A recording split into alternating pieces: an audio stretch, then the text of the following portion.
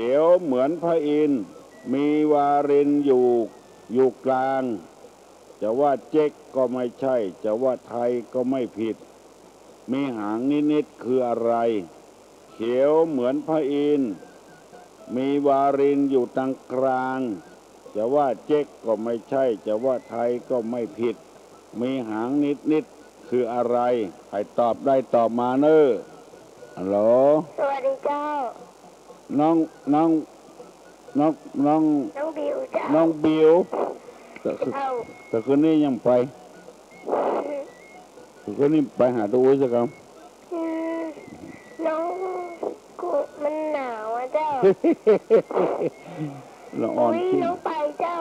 วันนี้ไปอ่ะแต่คืนอุ้ยน้องไปบาหานตัวอุ้ยบาหานเนาะอยู่ไก่ก็น้องบิวบุกไปสักคอุ้ยนั่งก็อีอยู่อันน้องบิวตอบปัญหาตัวอุ้ยอ่ะเจ้าตอบว่าใหญ่แมลงทับเลยกว่าเจ้าแมลงทับบ่ใช่มันมีน้ำอยู่ตรงกลางเขียวเหมือนพระอินทร์มีวารินอยู่ตรงกลางเนี่ยวารินก็คือน้ำนั่นน่ะจะเวเจ๊กก็ไม่ใช่จะว่าไทยก็ไม่ผิดมีหางนิดๆคืออะไรเจ้าบัดได้ฮะเขียวผิวมันเขียวมีน้ำอยู่ตรงกลางอย่างอ้อเจ้าบัดได้เจ้าบัดได้สักกรรมเอาไว้คนอื่นตอบเนาะเจ้าน้องบิวตอบว่าเต่ากับบัดใจแมงจับคำกับบัดใจเป็นอย่างหามีน้ำอยู่ตรงกลางอย่างหาผิวมันเขียวอย่างพระอินทร์อย่างหานี่ถ้าจะตอบได้เนอะฮัลโหลขอนมัสการเจ้า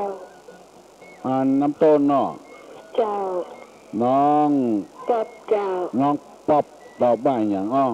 กล้วยดิบมันก็เจ้ากล้วยดิบตรงกลางมีน้ำต้องกล้วยดิบตรงกลางมันมีน้ำไม่มีน้ำอยู่ตรงกลางนะน้ำอยู่ตรงในนะผิวมันเขียวมะพร้าวมะพร้าวนุ่มตอบว่ามะพร้าวนุ่มไหมเนอะเจ้าถูกต้องละยินดีเนอะมะพร้าวถูกต้องแล้ว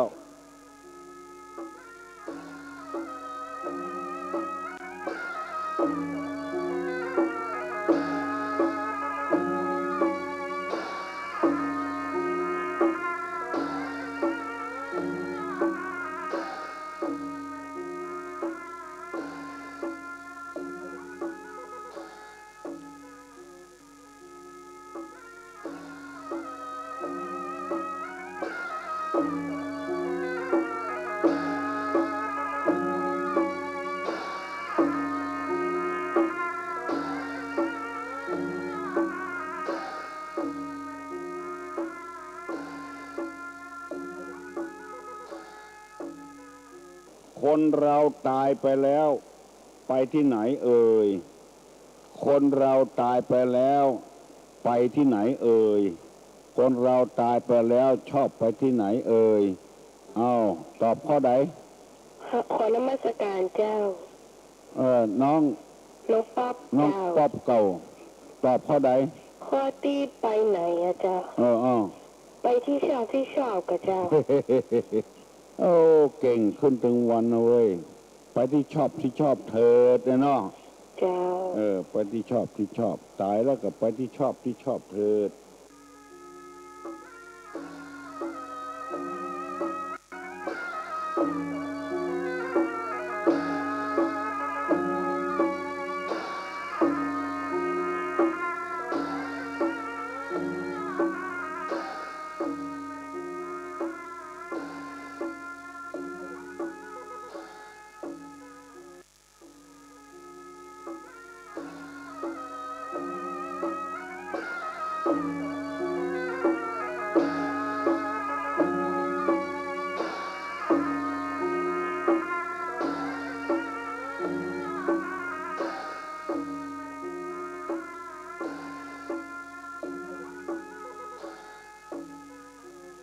จะถามว่าฟันดังผุทะลุถึงแก่นฟันดังผุทะลุถึงแก่น ถึงแท่นดินสอถึงบ่อน้ำใสฟันดังพุกำทะลุถึงแก่นถึงแท่นดินสอถึงบ่อน้ำใสคืออะไรฮัลโหลฮัลโหลเจริญพรที่ไหนฮะถ้าอยากไก่พวกนี้อ๋อดักปิ้งเอาเว้ยฟันดังพุกทะลุถึงแก่นถึงแท่นดินสอถึงบ่อน้ำใสคืออะไรฮัลโหลถ้าอยากไก่ไก่นี่มันตอบมาได้นะถ้าตอบก็ตอบหลังไมค์ก่อนเอาใกล้ๆนี่ก่อนฟันดังพุกำทะลุถึงแก่นถึงแท่นดินสอถึงบ่อน้ำใสคืออะไรฮัลโหลภาษาเจ้าตะลุงเจ้าตะกี้กับน้องนั่นน่ะน้องเลยกะมันแย่มันรุดไปเหี้ยได้มือถือโทรแล้วมันรุดมันรุดไปเหี้ยแล้วมูกแบบนี้ตามเสียงไปได้เลยเนาะไปอะไรยังคะอะไรยังตอบว่าเปล่าเปล่าถูกต้องแล้วบุคคลในยะที่8ที่ตุลุงว่าตะกี้นะจำได้ก่อนจำได้เจ้า1ตามมาแล้วก็ตามไป2ตามมาแล้วก็สูงไป3สูงมาแล้วก็ตามไป4สูงมาแล้วก็สูงไปส่งมาแล้วส่งไปอันใดดีอันใดบ่ดีก็สูงมาแล้วก็สูงไปดีที่สุดน่าแถมอันที่2ตามมาแล้วก็สูงไปดีที่สุดเนาะยินดีเนอะน้องพิสมัยเก่งถูกต้องละคำว่าต่ำมาได้ต่ำไปอันนี้ก็คือหมายความว่าใจต่ำยิ่งต่ำกว่านี้ต่ำลงไปทำติ๊กใจต่ำลงไปมีหุบ่มีหุเพิ่นมาไปเรื่อยเนี่ยต่ำมาแล้วต่ำไปว่าไปเรื่อยว่าเดี๋ยวเปิ้นไปเรื่อย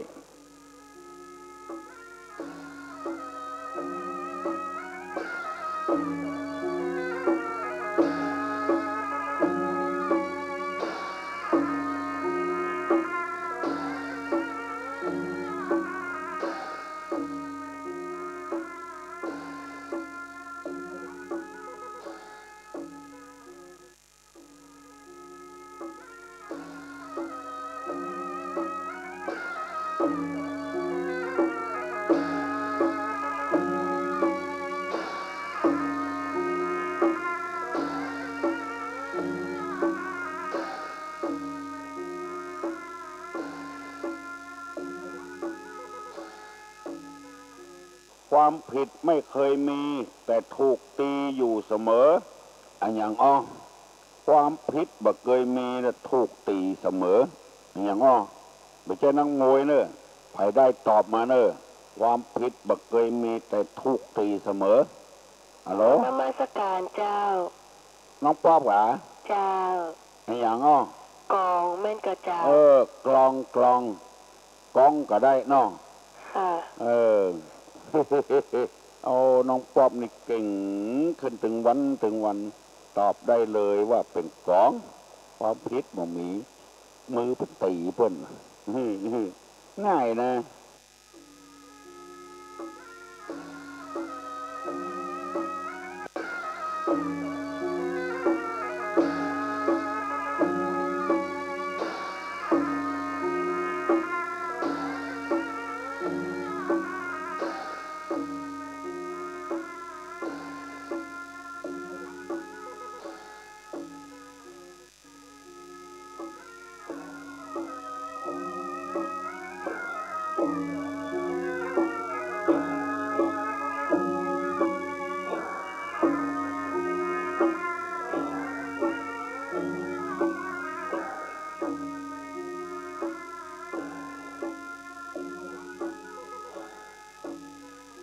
เงินอะไรอย่างลอยอยู่บนฟ้าหน้านิยมน้องเจ้าที่ไหนน้องเบลเจ้าน้องเบลน้องเดี๋ยวตอบคำถามที่ทุลุงถามว่ามันเป็นอย่างลอยอยู่บนฟ้านะเจ้าเป็นดาวนั่นแหละเจ้าเป็นดาวเงินอะไรลอยอยู่บนฟ้าหน้านิยมเจ้ามัดใจเพื่อ เงินดาวนี่พอมาค่านิยมจ้ะเอาทำกรรมเงินดาวนะอะไรอย่างอ้อเงินอย่างอ้อเดือนแต่มันออกมาแล้วทุนเพิ่มกันเนาะเงินดาวนี่มันดาวไว้ก่อนเจ้าเพื่อถึงเงินเดือนเนอะน้องดูถูกต้องแล้วสวัสดีเจ้า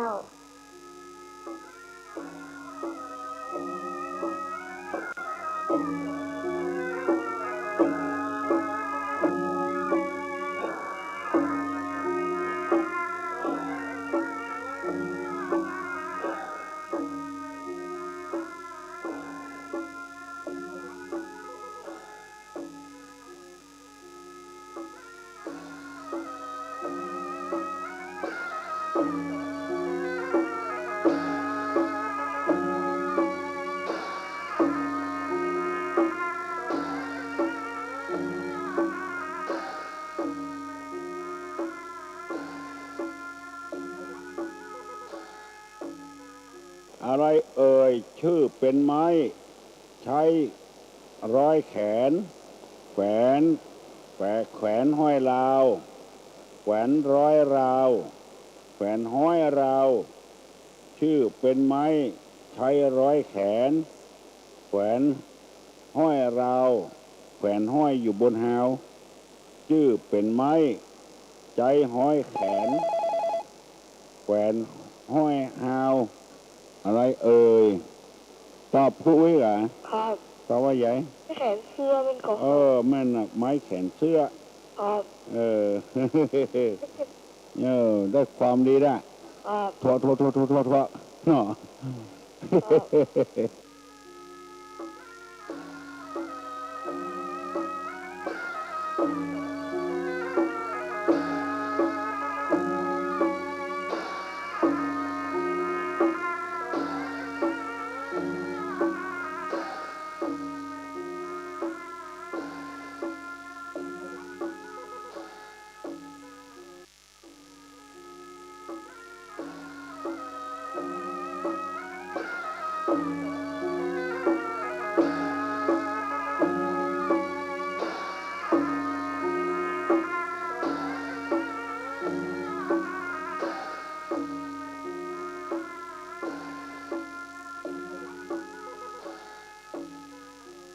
ชื่ออยู่ที่วัดตัวอยู่ในกาดชื่ออยู่ที่วัดตัวมันอยู่ในกาดพุ่นอย่างงั้นวันนี้อิตาเว้ยตอบลุบอ่ะจนพอบุเคยได้จ้างได้ยังฮัลโหลขอนมัสการเจ้ามานำต้นน้องเจ้าน้องป๊อบเนี่ยเสียงใหญ่ฮะกะลูกนี่เจ้าบ่ได้ไหว้พระเจ้าสักกรรมลูกลุนตุลุงน้องเจ้าน้องป๊อบตอบตุลุงกะเจ้าตอบว่าอย่างไรพักชีมันก็เจ้าถูกต้องอะเฮ้อถูกอ่ะเนอะเจ้ายินดีเนอะน้องป๊อบเนอะเจ้าพักชีชื่อมีในวัดปุ่นตัวอยู่กาดปุ่นพักชีพักชีจะถามว่าพักชีเนี่ยบ้านเฮาฮ้องว่าอย่างใครได้ตอบมาเนอะพักชีบ้านเฮาฮ้องว่าอย่างฮัลโหล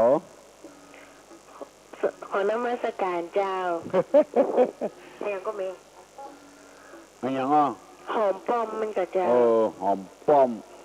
ถูกละถูกตึงกู้เนอะเจ้าถูกตอบบวยเฮ้ยน้องป๊อบนี่เก่งขึ้นถึงวันเนอะชื่ออยู่ที่วัดตัวมันอยู่กาดปุ่น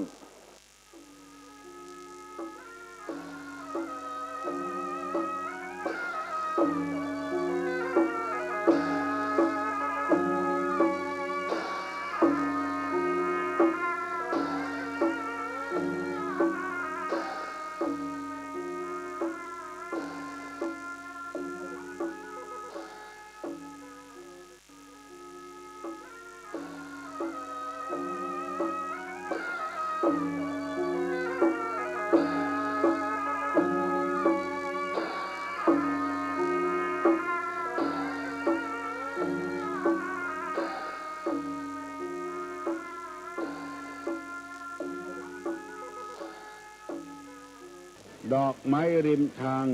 กลิ่นรสไม่จางนวลนางต้องถอยดอกอะไรอย่างอ้อดอกอะไรเอ่ยอยู่ริมทางกลิ่นรสไม่จางนวลนางต้องถอยดอกอะไรทางบ้านเฮามันบอกให้มีนะดอกนี้นะใครตอบได้ก็ตอบมาตอบบ่ได้ตุลุงจะผ่านไปถ้าตอบได้ก็ตอบมาเนอะฮัลโหลสวัสดีเจ้าน้องบิ๊กเจ้าน้องพิมพ์หงาน้องบิ๊กเจ้าฮะน้องบิ๊กเจ้าบิวเจ้าน้องบิวทบษาเนาะเจ้าตอบคุยกะเจ้าลองอย่างอ้อดอกบิ๊กแม่เจ้าฮะดอกบิ๊กอะฮะดอกบิ๊กแม่เจ้าดอกว่างกันมั้งดอกบิ๊กเจ้าดอกฟินดอกบิ๊กฮะดอกบิ๊กบะอย่างลูกเบิกข้างนี้นะเว้ยดอกทำกันมั้งดอกบิ๊กเจ้าดอกเป็นว่าดอกอุตภิษอีวะดอกอุตภิษมันเหม็นนวลนางต้องถอยทราบอย่างโต๊ดยินดีนะครับยินดีน้องบิวตอบดอกอย่างลูกบัดชัดดี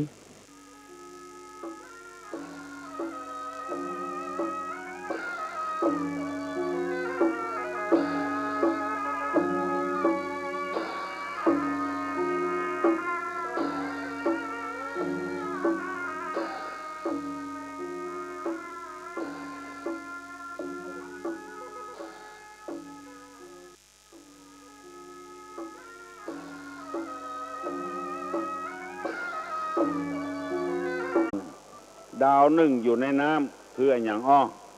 ดาวที่สองฟักจากไข่อย่างอ้อดาวที่สามอยู่ในสินค้าอย่างอ้อดาวที่สี่อยู่ในนาดาวที่ห้าส่งข่าวสารไปได้ก็ตอบมาอ้อดาวที่หนึ่งพึ่งที่น้ำอยู่ที่น้ำอย่างอ้อเอาดาวที่หนึ่งก่อนอ้อดาวที่หนึ่งอยู่ในน้ำฮัลโหลเจ้าไม่ประกาศเจ้าสติเกียรติฮะที่ว่าน้อยตันเขี้ยวเหมือนกับเจ้าฮะเขี้ยวเหมือนกับเจ้าอย่างที่ว่าน้อยตันผิงเงินปลาหลุมเตี้ยเจ้าน้อยตันผิงเจ้าเขี้ยวเหมือนกับเจ้ามันมีสองกรรมอย่างเจ้ากับอย่างที่ว่าน้อยตันผิงนั่นไอ้นะลูกเตี้ยเจ้าเขี้ยวเหมือนกับเจ้าน้อยตันผิงเขี้ยวแม่น่ะแม่นกับเจ้าแม่น่ะโทกที่โทรมาจากกิ่งอ่อนโอ้กิ่งไม่อ่อนปูนก่อนยินดีนะถูกต้องละถูกละดาวนึ่งพึ่งน้ำอย่างอ้อดาวนึ่งพึ่งน้ำอย่างอ้อเอาภาษาเจ้าตุลุเจ้า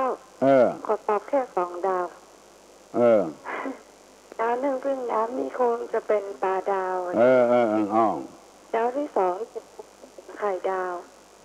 ดาว2ฟักจากไข่ดาวเจ้าไข่ดาวไม่ใช่มันเป็นลูกของไข่นะอย่างอ้อดาวลูกไก่ดาวลูกไก่ดาวที่3อยู่ในสินค้าอันนี้ยังนึกบอกเด้อ3 ดาว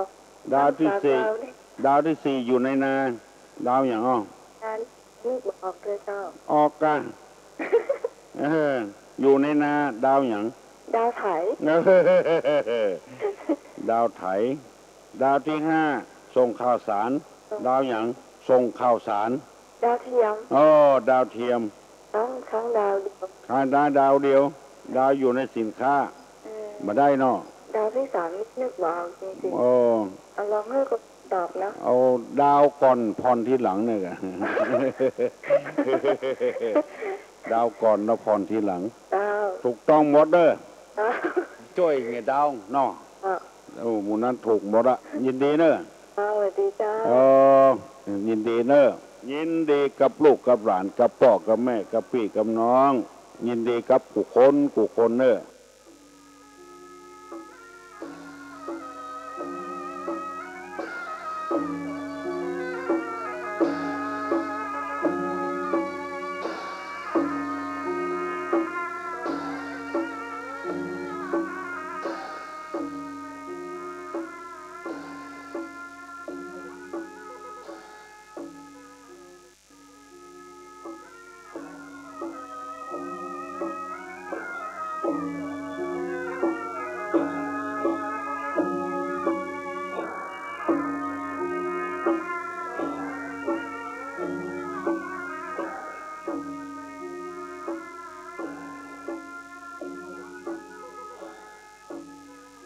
เดินสองขากินหญ้าไม่ได้ม้าอะไรเอ่ยม้าอะไรเอ่ยเดินสองขากินหญ้าไม่ได้ม้าอย่างอ้อม้าอะไรเอ่ยเดินสองขากินหญ้าไม่ได้ม้าบักกินหญ้านี่อย่างอ้อใครได้อ้ออาม้าก็จะบอกอาม่านี่เป็นอย่างเป็นจีนนะเจ้าเป็นคนจีนเจ้าเป็นอะไรอาม่านี่อาม้าเป็นเจ้าเป็นอาม้าก็เป็นแม่จ้ะเป็นแม่เนาะอาม่าถูกต้องละอาม่าบักกินเนี่ย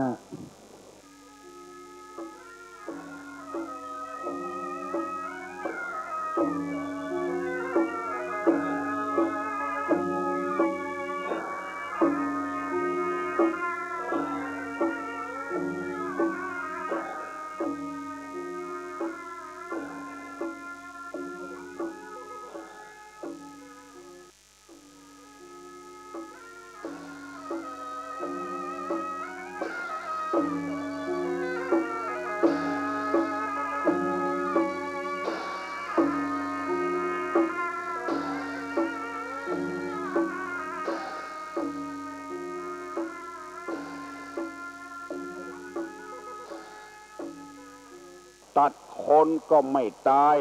ตัดปลายก็ไม่เหี่ยวจะม้วนจะบิดจะหักจะมัดอย่างไรก็ไม่อับไม่เฉาอย่างอ้อตัดโคนก็ไม่ตายตัดปลายก็ไม่เหี่ยวจะม้วนจะบิดจะหักจะมัดอย่างไรก็ไม่อับไม่เฉาอย่างอ้อตัดเก้าก็บ่ตายตัดปลายก็บ่เหี่ยวจะบิดจะม้วนจะหักอย่างใดมันก็บ่เป็นอย่างอ้อฮัลโหลภาษาเจ้าตะลุงเจ้าเป็นผมก็เจ้าตะลุงโอ้ผมหัวนี่นะผมบนหัวนี่นะผมบนหัวเนี่ยถูกต้องแล้วตัดอย่างไรก็บ่ตายเนาะน้องพิสมัยนี้ตอบได้อุกกรรมมาเว้ย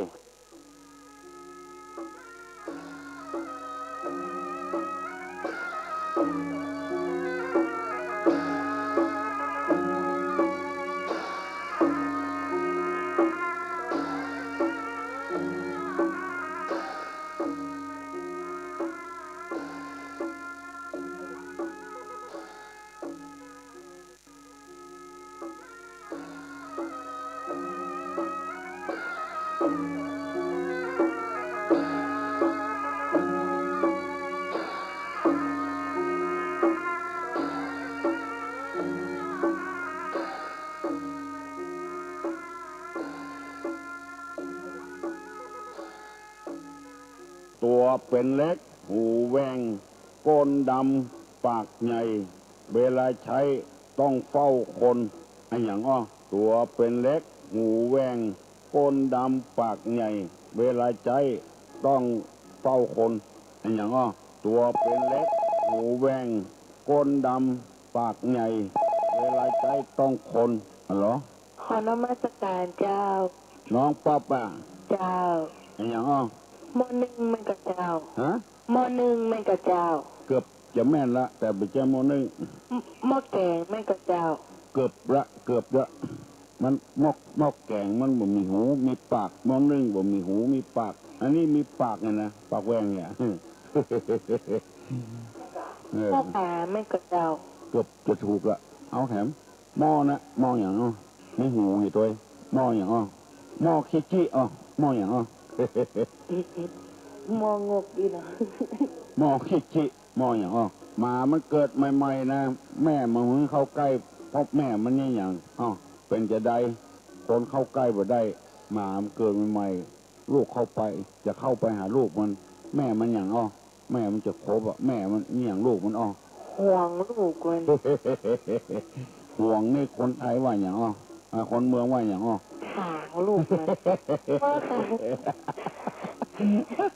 โอ้ใบเงยจน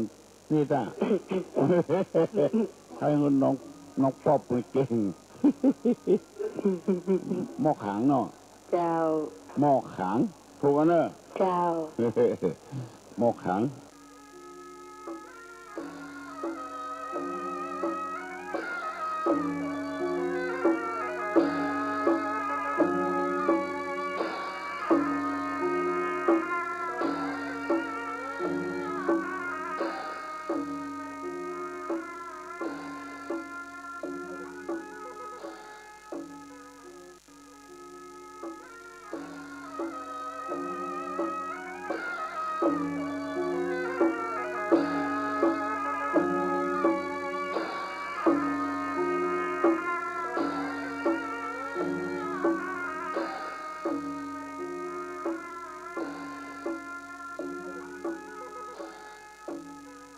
ถ้าเฮาลืนมันเฮาอยู่ถ้ามันลืนเฮาตายไอ้อย่างอ้อถ้าเราเกินมันเราอยู่ถ้ามันเกินเราตายไอ้อย่างอ้อถ้าเราเกินมันเราอยู่ถ้ามันเกินเราตายฮัลโหลการนมัสการครับเรียกน้องครับผมน้ำครับตะลุงเก่งเจ้าเว้ยเลอะน้ำเนาะน้ำถูกต้องละถ้าเฮาลืนมันเฮาอยู่ถ้ามันลืนเฮาตาย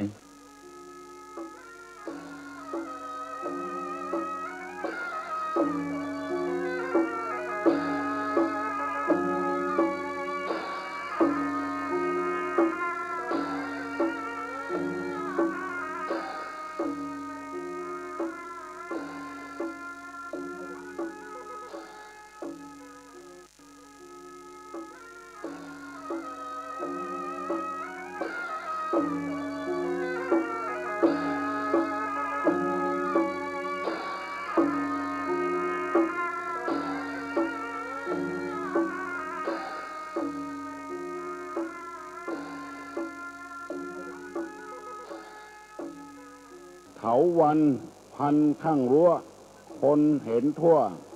เรียกต้น4 บาทอย่างอ้อครับน้องอามครับอย่างอ้อพักแคบมันก็ครับ คนไทยว่าพักอย่างพักตำลึงครับพักต้นตำลึงครับเถาวัลย์พันข้างรั้วคนเห็นทั่วเรียกต้น4 บาท4 บาทเป็นอย่าง4 บาทเป็น4 สลึงครับ4 บาทเป็น1 ตำลึง4 สลึงเป็น1 บาท4 บาทเป็น1 ตำลึงน้อครับต้นตำลึงต้นผักแคบยินดีนะลุงเนอะครับสวัสดีครับครับไปโรงเรียนเนี่ยเนอะครับ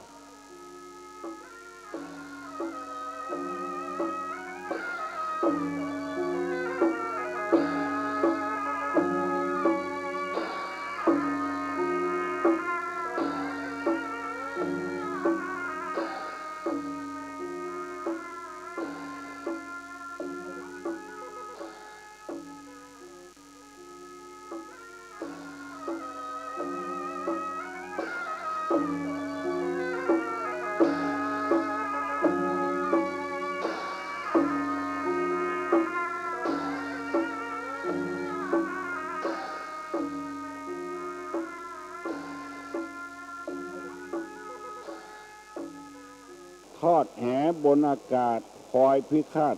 แมลงอย่างอ้อทอดแหบนอากาศคอยพิฆาตแมลงอย่างอ้อโอ้วันนี้แน่นหนาจะแตะฟังตุลุงฮัลโหลการนมัสการครับวิเวกครับผมใหญ่ในมุมครับใหญ่กำปุ้งเนาะถูกต้องนะเนอะ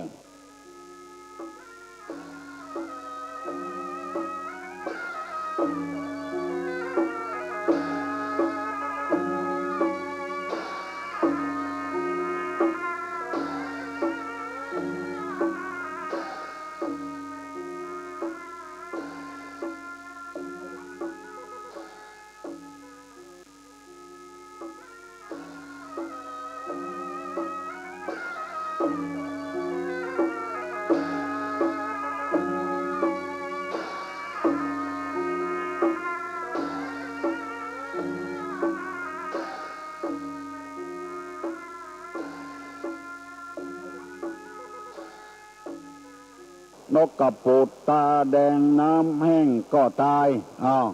ถามเวียนไปเวียนมาเนี่ย นกกระปูดตาแดงน้ำแห้งก็ตายอะไรเอ่ยนกก้นปูดตาแดงน้ำแห้งก็ตายอย่างอ้อตอบมาเนิดนกก้นปูดตาแดงน้ำแห้งก็ตายอย่างอ้อฮัลโหลเจ้าเขาตอบตะกี้ทางเจ้าเขาตอบนกกระปูดตาแดงอ่ะเจ้าตอบว่าอย่างอ้อตะเกียงเจ้ากรมไฟเนาะไฟโบราณนะกรมไฟโบราณ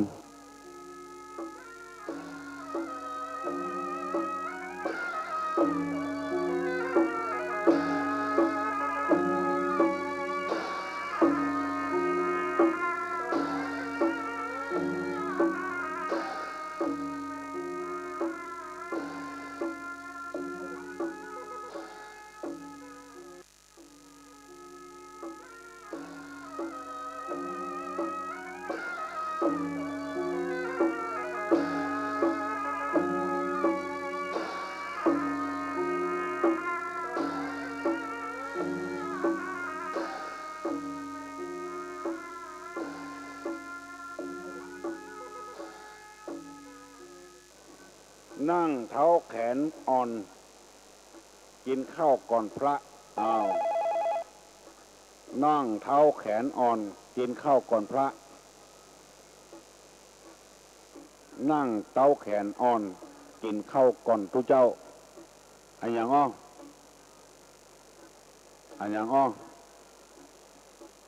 นั่งเท้าแขนอ่อน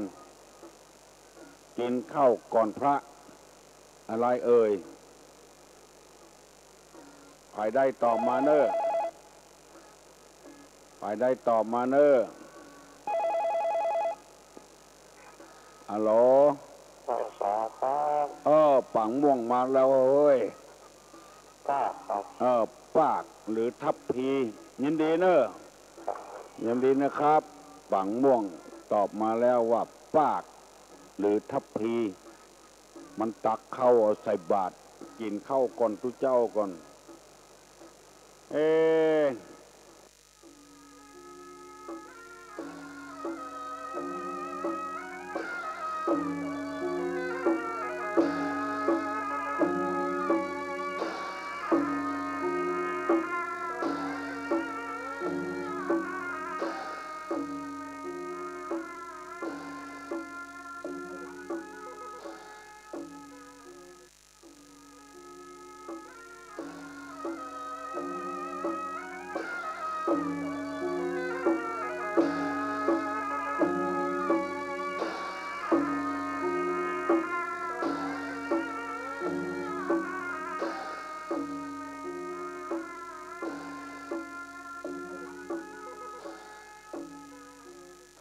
บ้านเฮาว่าข้าวหนมจ๊อก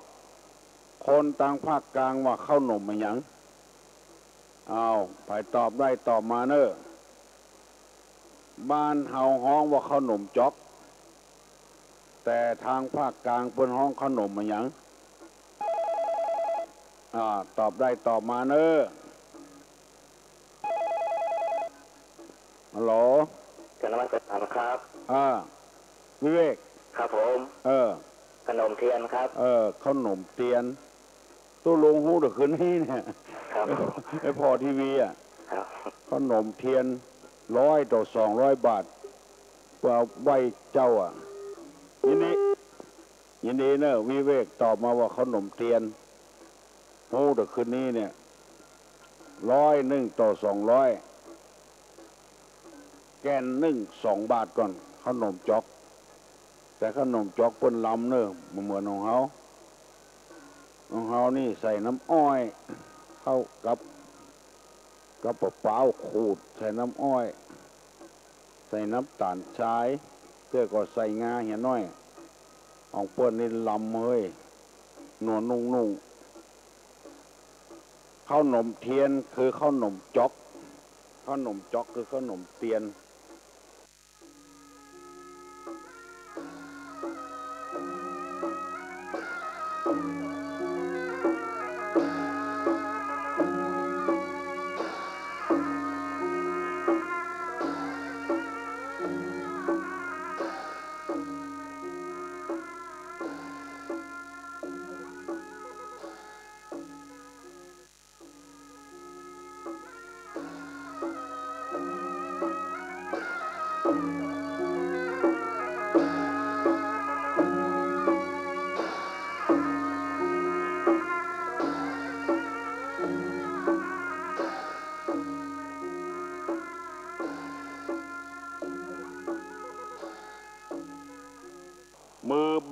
ที่ตูดกลับดูดที่ปากอย่างอ้อมือบีบที่ตูดกลับดูดที่ปากอย่างอ้อมาเดียวบอกให้มีแล้วเนอะแต่ก่อนมีของใจนะของใจมาเดียวบอกให้มีแล้วเป็นสำเร็จไปหมดละแต่ก่อนมีมือจับที่ตูดกลับดูดที่ปากขอนมัสการเจ้าน้องป๊อบเหรอเจ้าอย่างอ้อขวดนมไม่ก็เจ้าขวดนมบีบที่ตูดดูดที่ปากซองนมเป็นยังไงเจ้าไม่ใจเด้อไม่ใจเด้อนี่ของใจนะของใจไม่ใช่ของกินน้องป๊อบผิดไปละไปยังเก่งมากูข้อละคนบักเก่าคนก็แก่ๆในหูเช่นบัดเดียวนี้บักให้หูละไผ่บัดเนี้ยมาขายละของใจนะเอาบีบที่ตูดดูดที่ปากมันดูดขึ้นมาเลยเอาบีบโกนมันปากมันดูดขึ้นมาเลยใจได้เลยอย่างอ้อเฮ้ยังมีทำนะเรื่องตลกจะอู้ฟังตั้งสันปงเพื่อแค่หัวคนเดียวอยู่วัดโสเพื่อนะได้เงินอยู่วัดโสอยู่ห้องส่งไม่ได้เงินโกนเท่าแค่หัวมันมีปูมีงูมีหอยแล้วก็มีแมงแสนตินนั่งกินเหล้าด้วยกันอันเนี้ยจะใจงูไปก็จ้าบัดเตียวซื่อเกี่ยวกดงงกดง่างมันก่อนมันจัดก่อนมันกินเหล้าลูกจัดนี้ก็เป็นงูเตียวบดซื่อบดใสกดงงกดง่างปูทำตวงเตียวขยังอย่างเพิ่นเมาเหล้าเนี่ยแล้วก็คิดตึกฟ้าทำตวง5 ตัวก่อนแล้วก็หอยแถมเนี่ยแมงแสนตีนแถมหมูเนี่ยนั่งกินเหล้าด้วยกันสิเหล้าหมดจะใจไผ่ใจงูก็ไปจ้าคิดตึกฟ้าก็ไปจ้าใจหอยก็โอ้จัดเหมือนพ่อกำลังอ้าเกตอยู่เลยใจแมงแสนตีนไปโอ้ท่าประมวลโปรใกล้พ่อยังแบบใช่เกือบยังหมดแล้วเลยจ้าไปเนี่ยเลยบกินบเกิดสักครับมันมีลูก1 หอย2 ปู3 งู4 คิดตึกฟ้า5 แมงแสนตีนนั่งกินเหล้าด้วยกันฮัลโหลประกาศเจ้าพี่แดงเนาะที่ต่ำมากเลยนะเจ้าฮะที่ต่ำมากเลยนะเจ้าที่ต่ำมากใจเด้อที่ต่ำมากหรือใจเด้อของใจนะไม่ใช่ของกินนะของใจบีบที่โกนดูดที่ปากของใจนะที่ไหนอ่ะเจ้าฮะบ้านไหนประแดงโอ้ประแดงเหรอเจ้าจักริกอ่อนเจ้าล่านะเหรอเจ้ายินดีเนอะมาถูกเด้อเฮ้เจ้าเนาะเอาขนมเส้นนุ่มเนอะนุ่มดีแตะวันนั้นเอาขนมเส้นมาฮึกตุจะตุลุงไผ่ได้หาจับติดตูดดูดติดปากครูบาอาจารย์นี่หูเนอะคนแก่ๆนั่นนะคนหนุ่มนี่บอกให้หูเฮ้ยแต่ก่อนมีนะประเดี๋ยวนี่บอกให้มีละคนเฒ่าคนแก่ก็หูของใจไม่ใช่ของกินฮัลโหลขอนมัสการเจ้าน้องป๊อบเจ้าน้องป๊อบบันน้ำต้นอันอย่างอ้อโบโดฉีดยาไม่ก็เจ้าปัจจัยโบโดฉีดยาก็ปัจจัยว่าต่อมาแถมเนอะถูกก็ถึงว่าบุตรถูกนั่นนะหวานุโลมไผ่ละ ปากมันดูดถ้าเอาจับโกนมันนะโอ้วันนี้แน่นหนาแต่โอ้ยบางคนใครตอบมาตอบบัดตันเปิ้นฮัลโหลนมัสการเจ้าบ้านศาลาเนี่ยติดสุภาพที่ชอบที่หมูตะกอนไม่ใช่ที่มันนิ่มๆว่ะทุกคนเจ้าเวลาไม่ใช่นะเจ้าไม่ใช่ขี้มูกแต่ว่าไปป้นม่วงจุมไปทำบุญศพทุกเจ้าป่างม่วงบ้านม่วงจุมฟังตึงวันแล้วก็กดบัตรตานเพื่อนฮัลโหลขอนมัสการเจ้าเอาจนได้แล้วนี่ อันอย่างอ้อยานาดมันก็เจ้าฮะกล้องยานาดไม่ใช่จับที่โกนปากดูดปากจับที่ตูดดูดที่ปาก เอ้ใบแถมกำเอาบอกใบละเก่งก็ตอบมาเลยฮัลโหลฮัลโหลพี่แดงพ่อสาวเจ้าพี่แดงแหละดอนแก้วเจ้าดอนแก้วมาจากไปลงที่ดอนแก้วเฮ้ยปากกามึกซูมเจ้าถูกเนอะเจ้าไว้สักถูกยินดีไปลงที่ดอนแก้วไปเฮ้ยปากกามึกซูมเฮาบีพิโก้นมันนะปากมันจะดูดน้ำมึกเข้าบัดเดียวนี้บ่มีแล้วปากกานั้นมันเป็นปากกาสำเร็จไปเห็นแล้วปากกาหมึกซูมมันจะดูดเข้าไปจำไว้เนอะไอ้ที่ตอบมาได้จำไม่ปากกาหมึกซึมมันซึมเข้าไป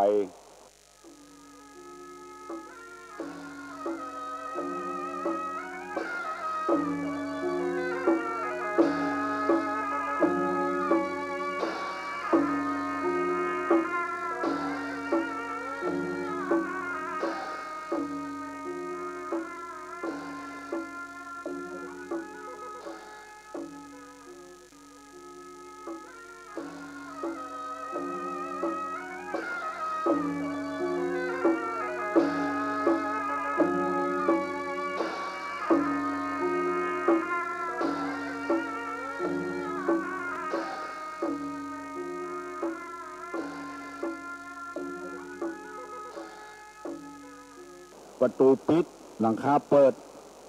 อย่างที่ประตูปิดไว้แต่หลังคาบ่ปิดหลังคาเปิดอย่างประตูปิดหลังคาเปิดอย่างประตูปิดหลังคาเปิดอย่างที่ประตูนี่ปิดเถอะที่หลังคานี่เปิดอย่างเล่าอย่างหลังคาเปิดประตูปิดอย่างบ่ได้ก็บ่เป็นอย่างเนอะวันพุกกดมาละวันพุกกับวันพุกก็ปะกันทำไมฮัลโหลนมัสการเจ้าน้องป๊อบเจ้าบ้านน้ำต้นเจ้าอย่างเล้าไก่ไม่กระเจ้าจะขี้ใบให้กำเนาะบัดพุกแท้เล้าหมูเล้าหมูก็ได้เล้าเป็ดก็ได้คอกงัวก็ได้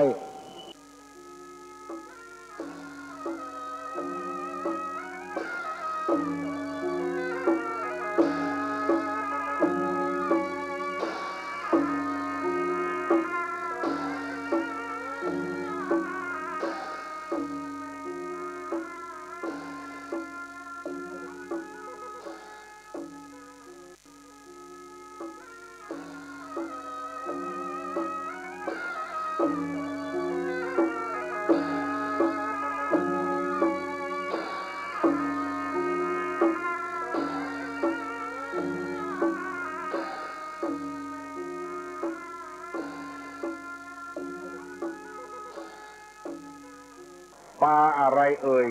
อยู่ภาคใต้ปลาอะไรเอ่ยอยู่ในภาคใต้ของประเทศไทยครับการนมัสการทุลุงครับครับแม่สหายนะทุกแม่สหายปลาระเบิดครับอยู่ภาคใต้นะ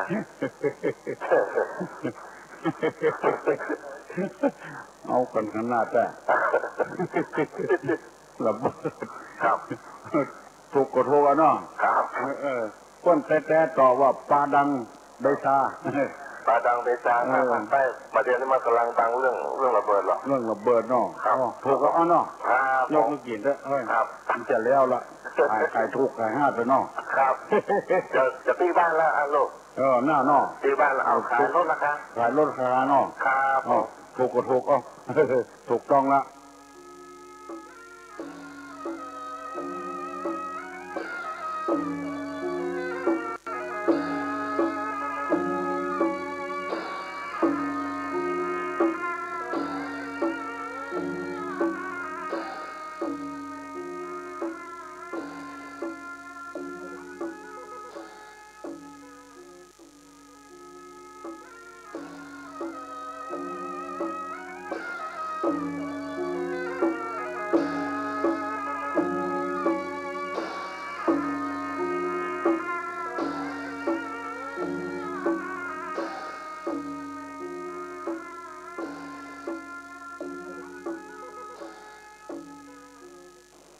ก็ไม่ใช่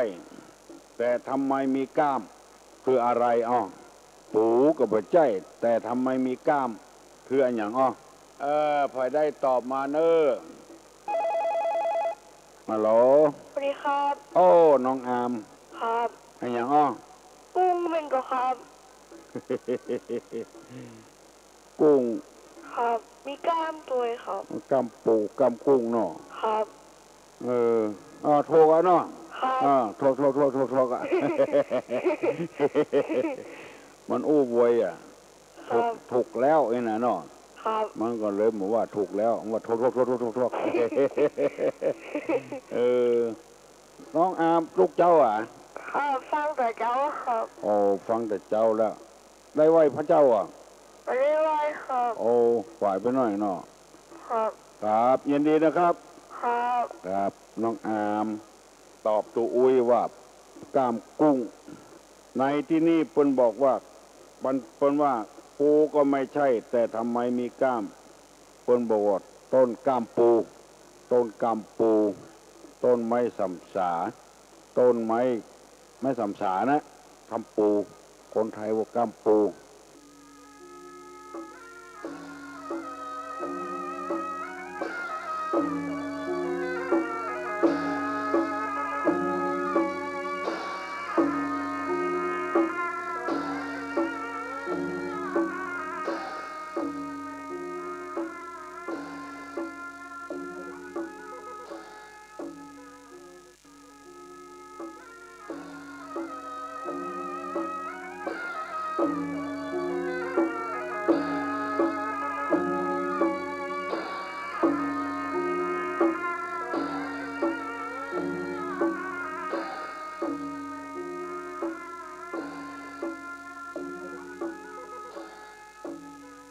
เฮ็ดขึ้น2 ต้นบนหัวโคนกัว5บ่มีเฮ็ดขึ้น2 ต้นบนหัวโคนกัว5บ่มีเฮ็ด2 ต้นขึ้นอยู่ที่บนหัว5บ่มีเฮ็ด2 ต้นนี่โคนกัวอันอย่างอ้อฮัลโหลนมัสการเจ้าหูกับเจ้าหูคนนี่เจ้าผู้ลุงถามตอบคำเนี่ยเจ้า2 คนพี่น้องอยู่หลายจมพวกอย่างอ้อ2 คนพี่น้องอยู่หลายจมพวกอันยังฮะ2 คนพี่เรียกใหม่ๆบ่แล้วเจ้าตรงนี้ก็กล้าหาตอบเดียวเนี่ยเจ้าถูกกับเจ้าถูกกะเจ้า2 คนพี่น้องอยู่หลายจมพวกเนี่ยยินดีนะเจ้านมัสการเจ้า2 คนพี่น้องอยู่หลายจมพวกเฮ็ดขึ้น2 ต้นบนหัวอันเดียวกันเนี่ยหูเหมือนกันนะใบหูเนี่ย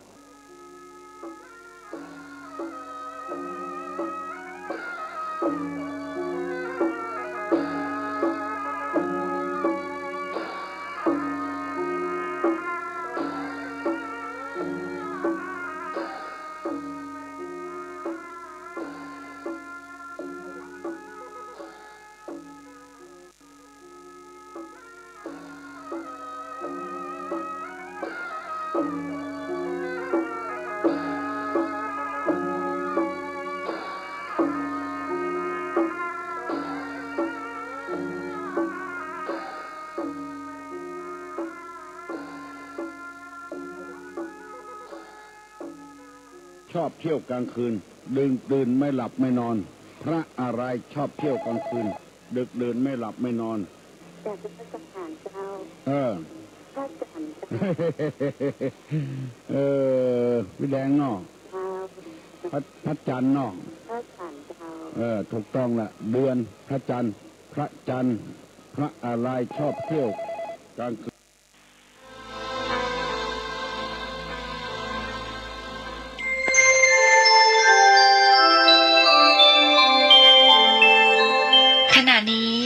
ท่านกำลังฟังสถานีวิทยุกระจายเสียง FM 104.5 เมกะเฮิรตซ์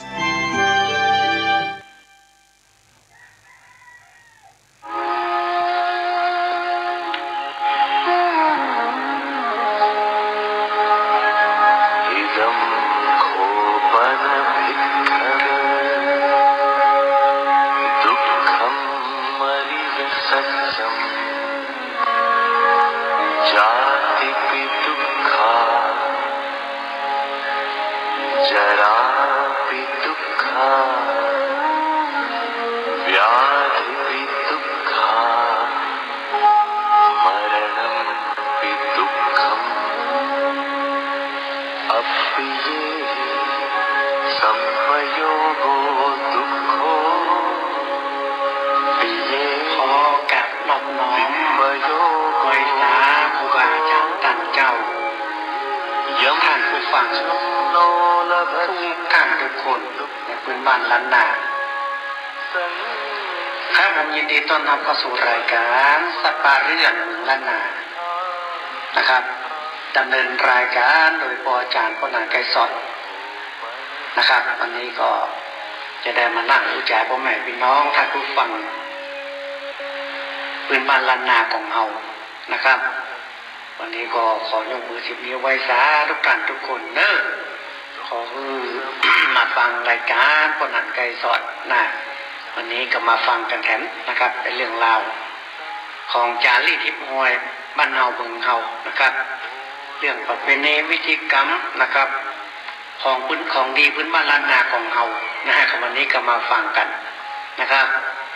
หลายท่านหลายคนก็เป็นแฟนรายการของพ่ออาจารย์ปนานไกรสอนนะครับก็ขอกราบอนุโมทนาบุญกับทุกท่านทุกคนพ่อแม่พี่น้องศรัทธาญาติธรรมทั่วพื้นบ้านล้านนานะครับหลายที่หลายต่างตามอำเภอรอบนอกก็ดังไปหลายที่หลายต่างนอกเพราะว่าจะเป็นดอยหล่อเป็นตั้งแม่วางตั้งสันกำแพงแม่อ่อนตั้งแม่แตงแม่ริมก็ฟังกันนักกันหลายก็ขออนุโมทนาบุญกับทุกท่านทุกคนนะครับที่ฟังรายการของพ่ออาจารย์พ่อนานไกรสอนในวันนี้ก็พ่อนานก็จะได้น้อมนำเอาของดีนะครับมามาจ่าพ่อแม่พี่น้องท่านผู้ฟังนะครับเป็นกู้เป็นกิมคนเฒ่าคนแก่นะครับพื้นบ้านล้านนาของเฮานะครับนักศิลป์นักบุญทั้งหลายแฟนรายการของพ่ออาจารย์พ่อนานไกรสอนนะวันนี้ก็มาฟังกันทั้งหมดนะครับเรื่องฮิปของเก่าเนาะเพราะว่าเรื่องฮิปของเก่านี่พื้นบ้านล้านนาของเขานี่มันยังอยู่คู่กับล้านนาของเขาอยู่นะอยู่คู่กับล้านนาของเขาไปตลอดเลยนะครับคน10 คนนะครับ10แล้วคนแล้วคนเล่าก็มาห้ามมาเรียนมาศึกษาเรียนรู้นะครับเกี่ยวกับเรื่องราวของที่กองของเก่าเรื่องพญาภูมิปัญญาของคนโบราณเล่าคนแก่นะครับผู้อาวุโสสูงสมัยก่อนต้นมีพญาภูมิปัญญานะครับเขาก็น้อมนำเอาสิ่งเหล่านี้มาใช้ในคนรุ่นต่อไปเนาะวันนี้นะครับพ่ออาจารย์พ่อนานไกรสอนนะครับจะได้น้อมนำนะครับสิ่งดีๆให้กับพ่อแม่พี่น้องท่านผู้ฟังนะครับอาจได้ยินได้ฟังกันในพื้นบ้านล้านนาของเรานะครับก็มาฟังกันได้นะครับเดี๋ยวนี้มันมีหลายสถานีนะครับของพ่อนานนะครับของพ่ออาจารย์พ่อนานไกรสอนนะวันนี้ก็จะเริ่มต้นที่มื้อจันทร์วันดีดีกว่าเนาะ เพราะว่าคนเราล้านนานี่ถึงมากคนจะทำการมงคลอย่างต่างๆเนี่ยคนจะต้องหามื้อจันทร์วันดีก่อนนะครับคนล้านนาของเรานะครับไม่ว่าจะทำยังทุกสิ่งทุกอย่างนะครับมันเพิ่นจะถามแล้ววันนี้วันดีกว่าเพิ่นจะถามเป็นติดปากติดคอเลยนะวันนี้วันดีกว่ามันเสียกว่าวันดีกว่าอีนะมื้อจันทร์วันดีนะครับ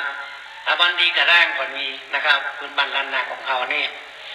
จำกันขึ้นอกขึ้นใจเนาะวันดีกระด้างนี่คือเพิ่นจะหมายไว้เลยว่าวันนี้วันเสียวันดีเลยนะครับมื้อจันทร์วันดีพื้นบ้านล้านนาของเขานี่จะอยู่ในปฏิทินล้านนาเนอะนะครับอยู่ในปกติล้านนาของเขานะครับในปกติอย่างไรมื้อจันทร์วันดีเนี่ยเพิ่นจะนับกันว่าเดือนเกียงเดือน5เดือน9เนี่ย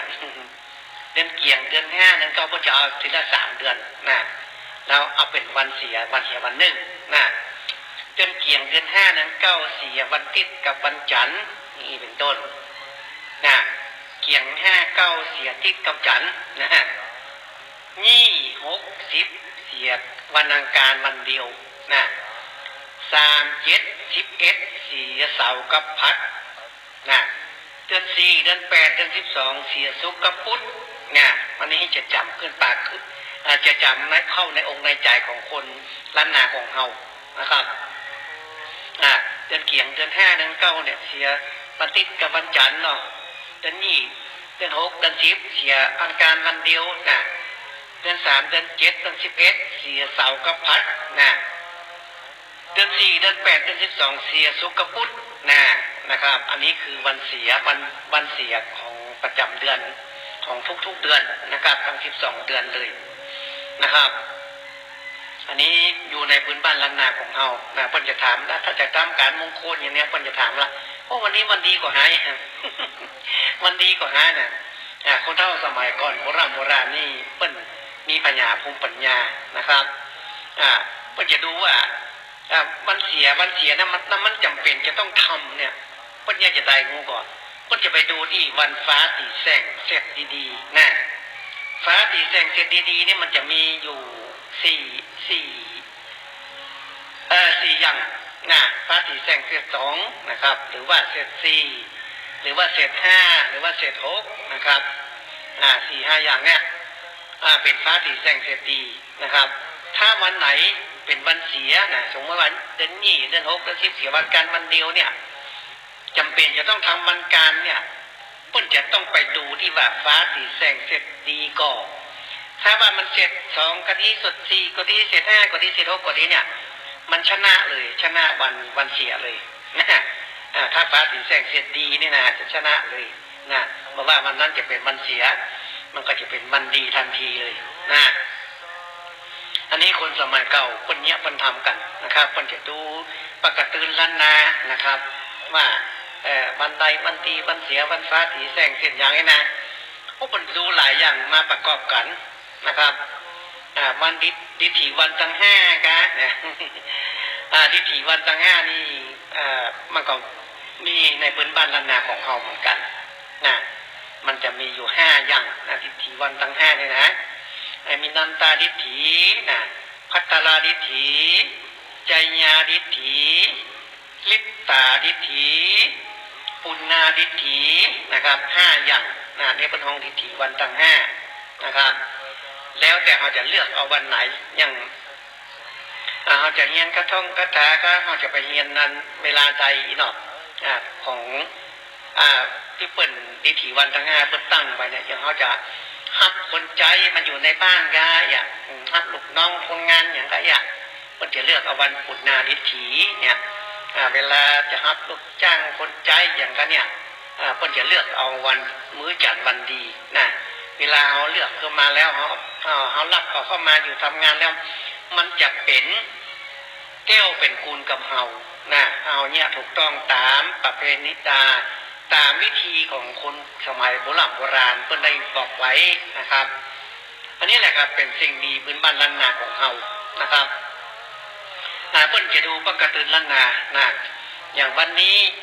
จะไปเสี่ยงโจกเสี่ยงลาภไปอย่างก็อย่างมันเป็นวันอามาริสโจกก็อย่างมันจะมีในหนังสือปกติล้านนานะวันอามาริสโจกเนี่ยเป็นโจกใหญ่โจกหลวงเนี่ยเพิ่นจะไปคำนวณดูนะในหนังสือปกติล้านนานี่นะ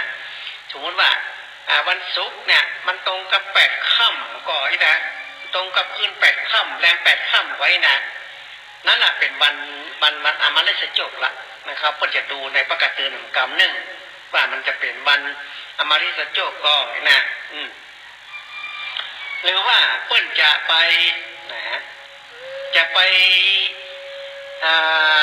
ค้าไปขายนะไปค้าไปขายจะเริ่มขายเริ่มต้นเนี่ยเปิ้นจะต้องดูวันมวยนะ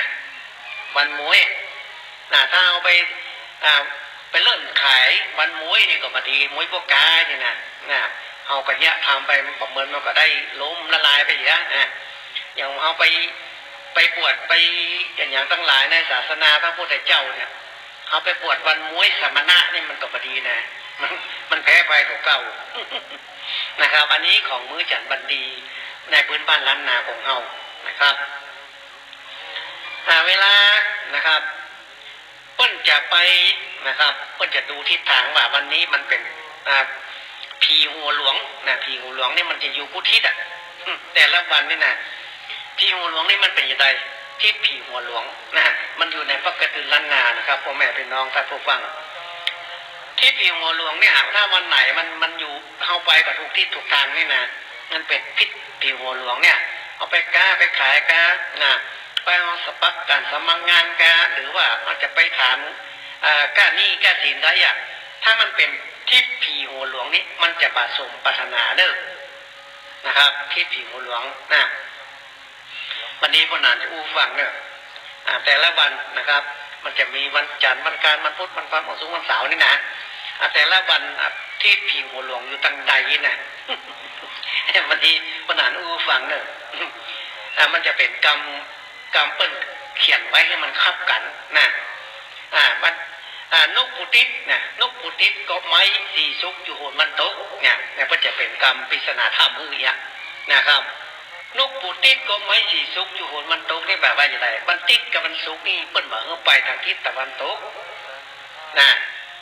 เพราะว่าทิศเป็นทิศผีหัวหลวงนะเวลาจะไปสมัครการสมัครงานไปค้าไปขายไปถามนี่ก็สินได้นะมันมาสมปรารถนา50ได้แลมาได้แลแล้วนะนะครับนกปูติดก็ไม้สีซุกอยู่โหนมันโตนะไอ้จันแบกเสาไปมันออกวันจันทร์วันเสาร์นี่เปิ้นมาเฮิดไปทางทิศตะวันออกมันเป็นทิศผีหัวหลวงนะ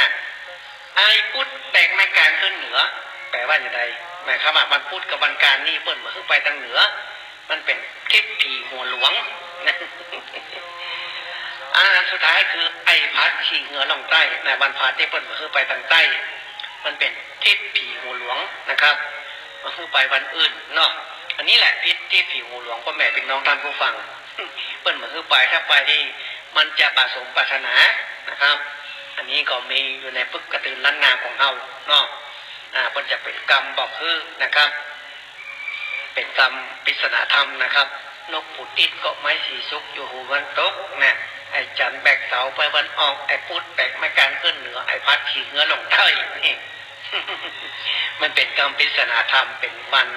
เปิ้นห้ามไปทางทิศนั้นๆนะครับคนล้านนาของเรานี่เปิ้นจะพิถีพิถันนะคนเฒ่าคนแก่คนที่เปิ้นมีปัญญาภูมิปัญญาเนี่ยเปิ้นแก้เคล็ดในการที่ว่านะครับจะเอาบ้านไปไหนเนี่ยเปิ้นมีเคล็ดนะจะเคล็ดไปค้าไปขายก็มีเขาจะไปเปิดร้านขายของกันอย่างไรอ่ะแต่ละวันเนี่ย7 วันเนี่ยเปิ้นจะไปเปิ้นจะมีเคล็ดลับการออกจากบ้านนะครับจันทร์ถึงที่ถึงวันเสาร์เนี่ย7 วันเนี่ยเวลาออกบ้านไปค้าไปขายไปเปิดร้านอย่างไรอ่ะไปค้าไปขายตั้งใดกันเนี่ยเขาเปิ้นจะมีการแก้เคล็ดว่าไปแล้วมันจะสมปรารถนาอีกนะอย่างวันติดเนี่ยเปิ้นจะออกบ้านไปค้าไปขายไปหั่นไปนี่มันสำเร็จอย่างวันติดนี่คือเอาน้ำตบหัวลูกหน้าแล้วก็ออกไป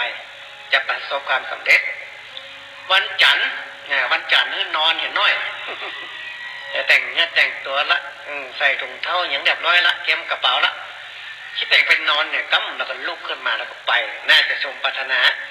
วันการกินน้ำ3 คืนกินน้ำ3 คืนแล้วก็ไปเลยน่าจะสมปรารถนาวันพุธกินข้าว4 กรัมพ่อแม่เป็นน้องท่านผู้ฟังแล้วก็ไปออกจากบ้านไปจะสมปรารถนาวันพฤหัสเอาขี้เต่ากลางเตาไฟเนี่ยเข้าทาองค์มือแล้วก็ไปก็จะมีโจกมีลาภสำเร็จนะวันศุกร์นะครับไล่ลาทากล่องหอมแยงแว่นแยงเงาหวีผมทาแป้งวันศุกร์นี่นะอันนี้เปิ้นออกบ้านไปแล้วจะมีโจกมีลาภนะอันสุดท้ายวันเสาร์นะครับวันเสาร์นี่ถ้าจะออกบ้านไปนี่เปิ้นให้โคตรให้กำนุ่งผ้านุ่งครัวใส่กระเป๋าใส่รองเท้าอย่างเรียบร้อยแล้วเตลไปออกบ้านไปละไปปะใส่อันอย่างมันขวางตังแล้วสุมาเนี่ยที่แต่งก็ตีนเตะเนาะผ่านอย่างไรเนี่ยอันยังที่แต่งขูดเนี่ย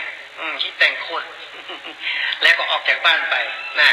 แล้วจะประสบความสำเร็จในอันที่มันเครียดรับการออกจากบ้านแก้เครียดนะมันติดน้ำตะหัวลูกหน้าวันจันทร์นอนเห็นหน่อยวันกันก็กินน้ำ3 คืนมันพูดกินข้าว4 กรัมมันพฤหัสเอาขี้เต่าใส่อุ้งมือวันศุกร์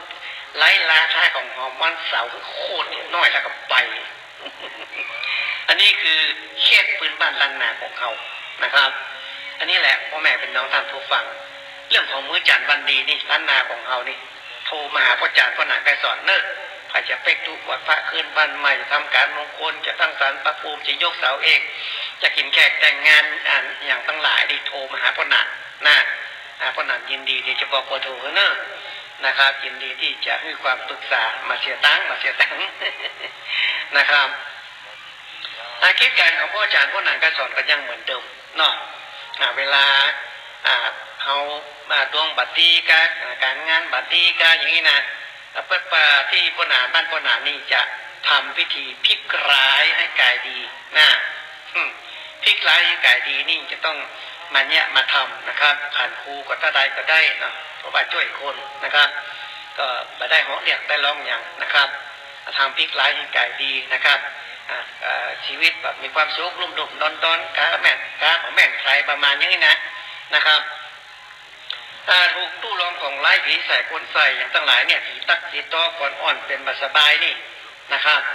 ก็มาบ้านพ่อหนานะครับมาบ้านอาจารย์พ่อหนาก็สอนพลิกร้ายให้กายดีพิธีพลิกร้ายให้กายดีนี่ก็จะต้องว่ากระถานะแล้วก็เอาเหรียญโคตรติดกระสากไม้แบบโจกนี่มาจ้ำหัวจ้ำเก่าคือแล้วก็จะว่ากระถาตัวเองนะติโยเทวมนุษย์สานังติโยธรรมามุตตโมมุนกถากาเววะนะสินิหานะปิยเมตตานะโมกรุณานะมหานิยมนะพระพรหมสีนานะปัญญานะปุญญาบารมีนะมหาสตินะมั่งมีสีสุขขอมันเกิดเป็นนะเมตตาค้าง่ายขายดีมีกำไรค้าง่ายขายคล่องมีเงินมีทองละกินละใจอมสาริกาต่อพี่จงมาเป็นทองอมสาริกาต่อน้องจงมาเป็นเงินและน้องทองและมาพูดจากกับไปหลอกบอกพิงยิ่งเห็นยิ่งเอาใจเห็นใจฮักมีจิตเมตตานะมหาเสน่ห์มหานิยมชมชอบอมนารายกันเจวะองค์พญาพุทธตานละลอยนะได้เงินนะได้ทองนะได้ทรัพย์นะเมตตานะลังอาถานพระสยามินโตวโลอิติพุทธสังเมอิติอลังฟาสกยังวรังพุทโธนะโมพุทธายะอิติปุจาจามหาราชาสปะเสนหาอลังสัมมาสัมพุทโธมามายาตายำดีวันชัยมรสีสวัสดีละโพนะโมพุทธายะเนี่ยอันนี้ยังน้อยเดียวกว่าใดที่จริงมันยาวกว่านี้นะคนใดมาบ้านพ่อหนานนี่พ่อหนานจะทำพิธีพลิกร้ายให้กายดีนะครับพลิกร้ายให้กายดีแก่คนทั้งหลายที่มาบ้านพ่อจารย์พ่อหนานไกรสอนก็จะดีขึ้นชีวิตก็จะดีขึ้นเพราะว่าคนพื้นบ้านล้านนาของเรานี่เปิ้นเชื่อในศาสตร์ของพื้นบ้านล้านนาของเราของคนเฒ่าคนแก่สมัยโบราณเปิ้นแปลงดีไว้โลกแปลงทุกข์ไว้หลานเนาะเปิ้นมาทำอย่างนี้ดีเน้อนะพ่อหนานก็เอามาเนี้ยมาทำเพื่อแก่คนทั้งหลายนะครับมาเท่าแต่นั้นนะครับถ้าทำพลิกร้ายให้กายดีแล้วเนี่ยพ่อหนานจะครอบครูนะครอบเอาเสียนพ่อปู่ฤาษีนารอดนี่นะครับเอาครอบหัวครอบเก้ามันจะรอดจากสิ่งชั่วร้ายทั้งหลายนะถ้าว่าใครมาทำพลิกร้ายให้กายดีบ้านพ่อจารย์พ่อหนานไกรสอนเนี่ยนะพ่อหนานจะเอาเสียนพ่อปู่ฤาษีนารอดนี่ครอบนะมันจะว่านะโมก่อนนะโมตัสสะภะคะวะโตอะระหะโตสัมมาสัมพุทธัสสะเนี่ยนะแล้วก็ว่ามะอาอุสีวังปุมาจิตต่างมานี่มาลึกลือพ่อปู่ฤาษีนารอดมานี่มาตัสติเมโอมลึกลือมหาลึกลือมหานาโลโทฮิโลกาเลยิเลปัญญังโดเนวาตูสุสุกาเอียงหามัมโกลึกลืออาลางอยู่แล้วหรือยังพ่อปู่ฤาษีนารอดขออัญเชิญเสด็จมาอยู่ตัวเอหิมามังเกิดลึกลือพระกวาอุทหาโดจะพระกษะคงอะเปี้ยงเนี่ยมันก็จะครอบเสียนพ่อปู่ฤาษีนะเอาใส่เก้าใส่หัวนะครับมันก็จะดีขึ้นมานะครับชีวิตจะดีขึ้นจะรอดจะหลุดจะพ้นจากสิ่งชั่วร้ายทั้งหลายครับครอบเสียนพ่อปู่ฤาษีนารอดนะครับอันนี้มันก็จะรอดจะหลุดจะพ้นไปนะครับ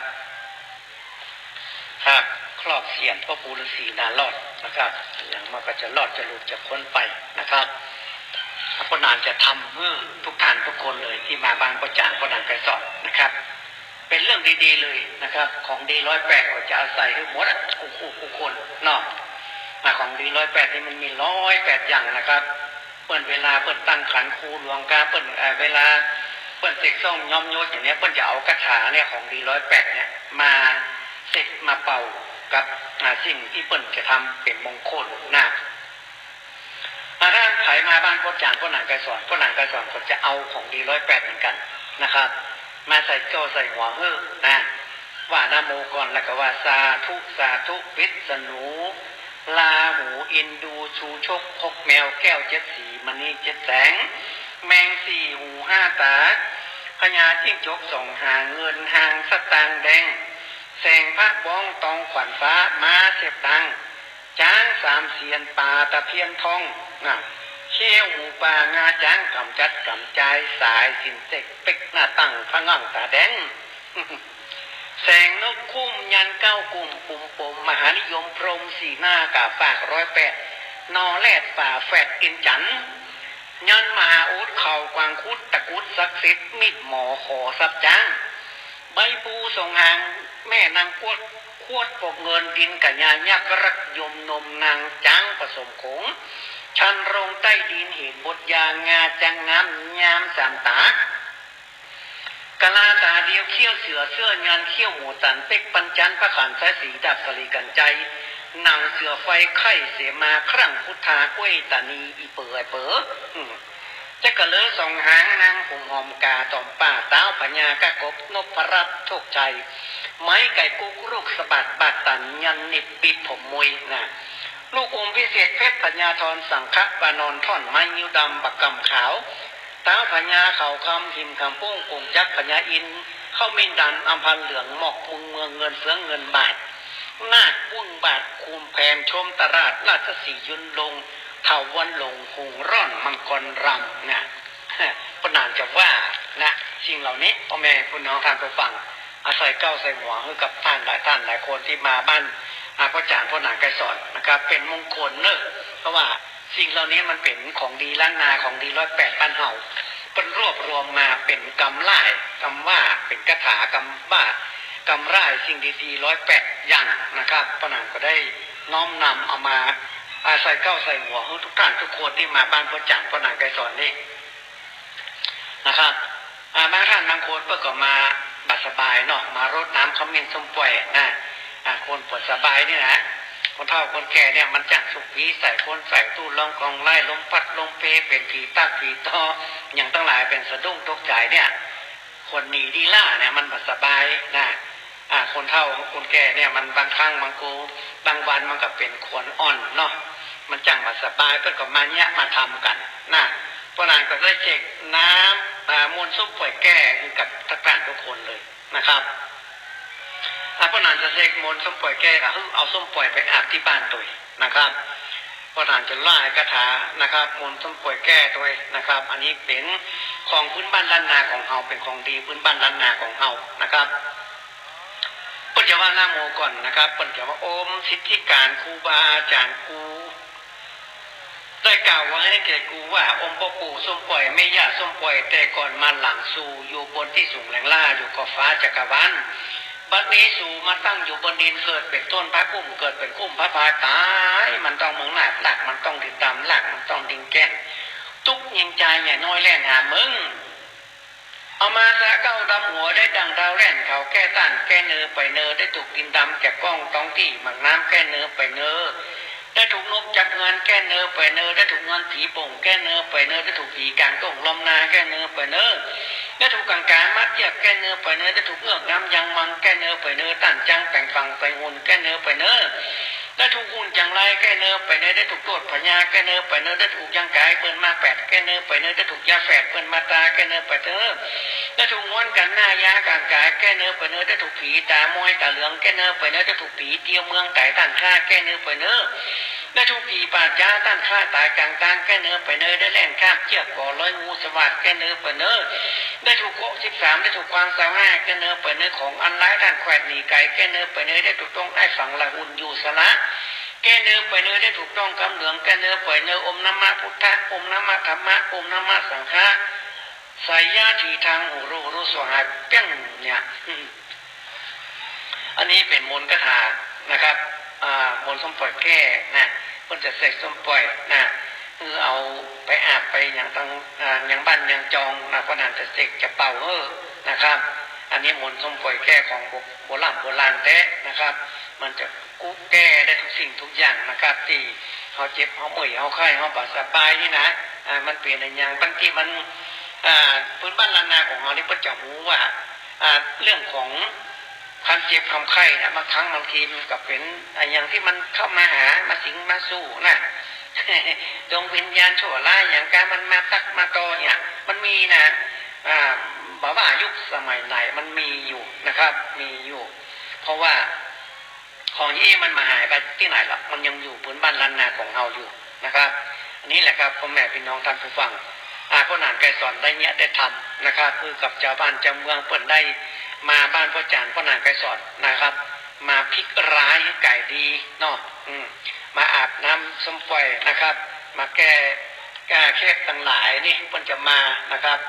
พ่อหนานก็จะทำให้คู่โคนะครับเสกเป่ามนต์ส้มปล่อยแก้แล้วก็เสกเป่าคาถาธรณีสารเอกมาธรณีสารหลวงแถมเอาเสกเอาเป่านะครับอันนี้มันกันได้แท้ๆเลยพ่อแม่พี่น้องท่านผู้ฟังมันกันนะครับการทู่ร้องของไล่ผีใส่คนใส่ลมพัดลมเพเป็นจมเจาะด้อยเป็นบาสป้ายเป็นปุ่มใส่แต่เรืองเป็นอย่างที่ปฏิที่บ่าแก้บ่หายนะไปหงยุกหงยามันก็บ่หายไปประกอบเพื่อพลิกมาเนี่ยไปประกอบเพื่อพลิกมาเนี่ยนะคนล้านนาของเขานี่เปิ้นจะมีเนี่ยมีพ่อหมอครูบาอาจารย์นะโอ้ทำเขามีจมปล่อยให้มันก็ดีขึ้นนะครับธรณีสารเอกธรณีสารหลวงเนี่ยเหมือนกันนะครับมันเป็นของเก่าพื้นบ้านล้านนาของเฮานะครับปนานได้เอาเสกเอาเป่าคู่นะครับที่มาบ้านปนานนี่ปนานยินดีอย่างยิ่งเลยที่จะช่วยคนทั้งหลายนะครับว่าพ้นจากภัยทั้งหลายเนาะภัยที่มันมหันตัวนะครับภัยที่มันมหันตัวนะครับของมหันตัวนะครับมันเป็นพิษเป็นภัยเป็นอย่างสนิทจันไรสิ่งบดีนี่พระคาถาธรณีสารเอกธรณีสารหลวงเนี่ยพวกนั้นจะได้เอาเสกเอาเป่าทุกท่านทุกคนนะครับที่มาบ้านพ่อจานพ่อหนานไกรสอนนะครับคาถาก็จะมีอยู่ว่าโอมสิทธิการครูบาอาจารย์ครูประเสริฐล้ำเลิศแก่หมอทั้งหลายนะโพธิพายเสด็จเพชรช้าอาคมอุดมให้แก่กูโอมสหายนะกูจักสละเล็กเพ่งเพชรตกพอด้วยน้ำกูจักสละคายแห้งจำพอด้วยดินกูจักสละมนทินยามนทินสั่งมาใกล้กูจักสละบาดไปอย่างบาดไปสั่งมาพันกูจักสละโยญานอย่างโยญานสั่งมาแปดแต่ต้องยาแปดท่านกูจักแก้เสียถูกต้องยาพายท่านกูจักแก้เสียสมมติแหนเป็นไข้หมูแกนกูจักแก้เสียเงียนยิ่งเครียดเยอะกูจักแก้เสียทำร้ายท่านต่อตนกูจักแก้เสียเป็นหมูจื้อกูจักแก้เสียเป็นคนเสียงมาออกกูจักแก้เสียผีมักหลอกมักอำกูจักแก้เสียเป็นคำหมูกูจักแก้เสียเขี้ยวอยู่สะอื่นสะออนกูจักแก้เสียนอนคืนมักฝันร้ายกูจักแก้เสียขับไข่นอนมารักกูจักแก้เสียขับขืนอยู่ในใจกูจักแก้เสียคืนอยู่ใจไวกูจักแก้เสียจังไรท่านมาเกาะกูจักแก้เสียท่านเคาะ43มาต้องกูจักแก้เสียท่านได้คอ65มาถูกโกจักแก้เสียสุขสัตว์ดูได้กูจักแก้เสียสุขสัตว์ดูฤทธิ์กูจักแก้เสียท่านมาขิกมาเข่งกูจะแก้เสียท่านเสียงซอมมากูจะแก้เสียท่านกึ่งขังดังยิงกูจะแก้เสียข้อเป็นร้ายเสือมาคบไปใต้กูจะแก้เสียข้อเกิดไม่จะเป็นกูจะแก้เสียเห็นดกคิงมาเกิดกูจะแก้เสียอยู่สักเมื่อที่เองของกูจะแก้เสียคุณนางปองสลัวกูจะแก้เสียตั้นตาปัญญาอยู่จังยอนกูจะแก้เสียซึ่งน้ำตาตกหลังกูจะแก้เสียสร้างน้ำตาทุกไหลกูจะแก้เสียหัวอกคนกับไฟกูจะแก้เสียถุงได้สมัยสาลาวีกูจะแก้เสียผีพุงได้สมัยเป็นโจรกังวลกูจะแก้เสียคนพุงได้สมัยกระทำร้ายขำชนะกูจะแก้เสียน้ำจากไหลกูจะแก้เสียไฟจะไหม้กูจะแก้เสียสละมุตะสละมาปากเสียเสียนกูจะแก้เสียสยามติ้งปิ้นต้นไม้กูจะแก้เสียข้อตั้งหลายเป็นต้นว่าทิศจันทร์อังคารพุทธพัสุกษาล่างหูเกตเอตกนาจาตาตัวว่าเคาะสัพพต้องอุบัติอุปการถ้าเพิ่งอุบัติพระพายอุบัติพระนารายณ์อุบัติพระสงฆ์อุบัติพระยมอุบัติพระอภิปิจุอุบัติกูจะแก้เสียเป็นพญานาคลำบากกูจะแก้เสียอมไก่กระแทกเห็นเข็นอยู่ที่เงี้ยไรแกเจ้ากองนี่เสียวันนี้เสือมีพอกจ้างออกจากถ้ำกองนี่เสียวันนี้ พร่ำจะหนีจากคอนก็หนีจากวันนี้นอนจะหนีจากกินก็หนีจากวันนี้ผีเสื้อจะหนีจากดงก็หนีจากวันนี้อมพิษสะเพงไผ่อมสะบะไผ่ของอุดักประกับสมปล่อยย่อยไปด้วยคาถาอาคมกูหาแก้สองอะไรตึ้งเนี่ยอันนี้คือพระคาถาธรณีสันเอกธรณีสันหลวงนะครับซึ่งเป็นของเก่าของโบราณนะครับพระนานได้เอามาร่ายมนต์กับคนทั้งหลายที่มาบ้านพระจานพระนางไกรสอนนี่โอ้ดีแต่พ่อแม่เป็นน้องท่านผู้ฟังนะผีใส่คนใส่ทุ่นร้องของไล่เป็นลมพัดลมปีผีตักผีโตเป็นกินข้าวบัลลัมเป็นน้ำบัลลงนี่มันดีขึ้นทันทีเลยนะเพราะว่ามันเป็นของเก่าของโบราณนะที่พระนานได้สืบได้ทอดมานี่โอ้นะครับเพิ่นได้มาสัมผัสและเพิ่นว่าดีแต่เลยนะครับพระนานได้สวดสาธยายใส่เก้าใส่หัวเสกสมปล่อยไปอาบบ้านนะครับหรือว่าจะมาอาบบ้านพระนานนี่ก็ได้นะครับเอาสมปล่อยไปอาบที่บ้านนะครับขอน้อมเชิญกันเนิ่ทุกท่านทุกคนก็มาบ้านพระจานพระนางไกรสอนยินดีต้อนรับทุกท่านทุกคนนะครับทุกท่านทุกคนอยากจะสนใจนะครับก็มาบ้านพระจานพระนางไกรสอนยินดีต้อนรับทุกท่านทุกคนนะครับจะทำให้ทุกท่านทุกคนนะครับเป็นสิ่งดีๆที่พระนางได้ทำนะครับพลิกร้ายกลายดีเป็นสิ่งดีเลยนะครับพลิกร้ายกลายดีมันอย่างที่มันบัดดีนะครับมันต้องไปถามบางท่านบางคนมาถามดวงดีกว่าฮะมันต้องไปถามนะครับดวงจะดีบัดดีเขาบอกเดียวละเขาจะพลิกร้ายกลายดีนะบอกว่ามันจะเป็นทรงเป็นยังมัดเป็นปีทรงก็เป็นยังก็เนี่ยมันต้องไปสนใจมันนะมาพลิกร้ายกลายดีเลยนะครับเอาไปดูดวงนี่บางที่ปรากฏว่าอย่างบางที่ปรากฏว่าอย่างเงี้ยแต่เขาบอกไปดูแล้วดวง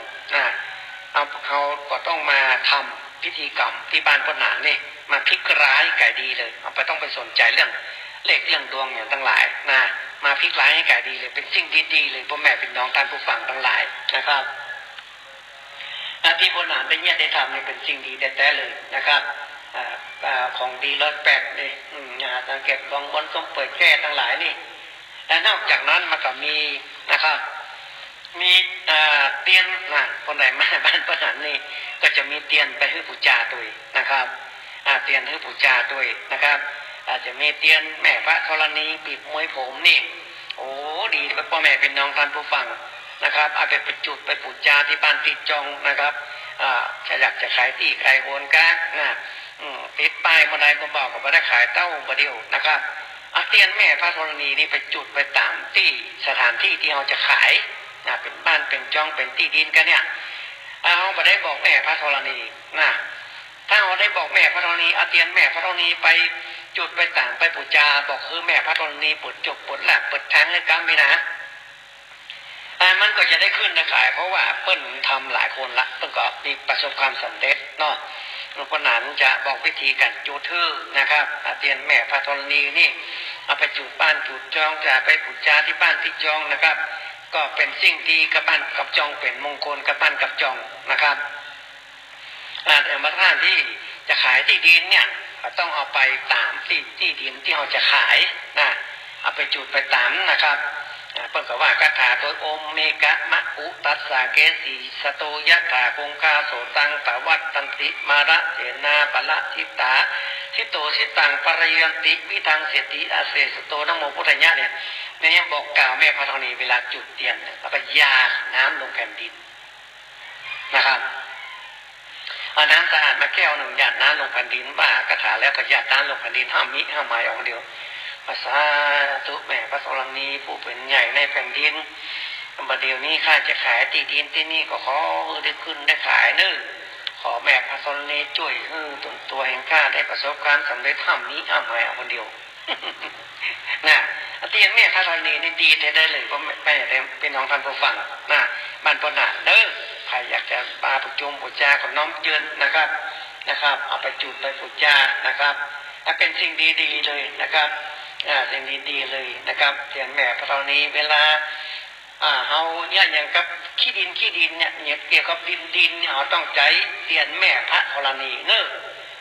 สิ่งดีๆก็จะมาหาท่านนะครับอันที่สองนะครับเตียนของพ่ออาจารย์พระนางไกรสอนเตียนท้าวเวสสุวรรณเตียนท้าวเวสสุวรรณเนี่ย มันเป็นเตียนที่แก้อาถรรพ์ทั้งหลายเนอะผีทั้งหลายเนี่ยเพิ่นเป็นหัวหน้าผีท้าวเวสสุวรรณนี่เพิ่นสั่งเรียกว่าขาดเลยผีตัวใดที่มันมาเนี่ยคนกันเนี่ยเขาจะเอาเตียนเนี่ยไปจุดไปตามที่บ้านที่จองครับมันเป็นผีเป็นที่อาถรรพ์นี้นะ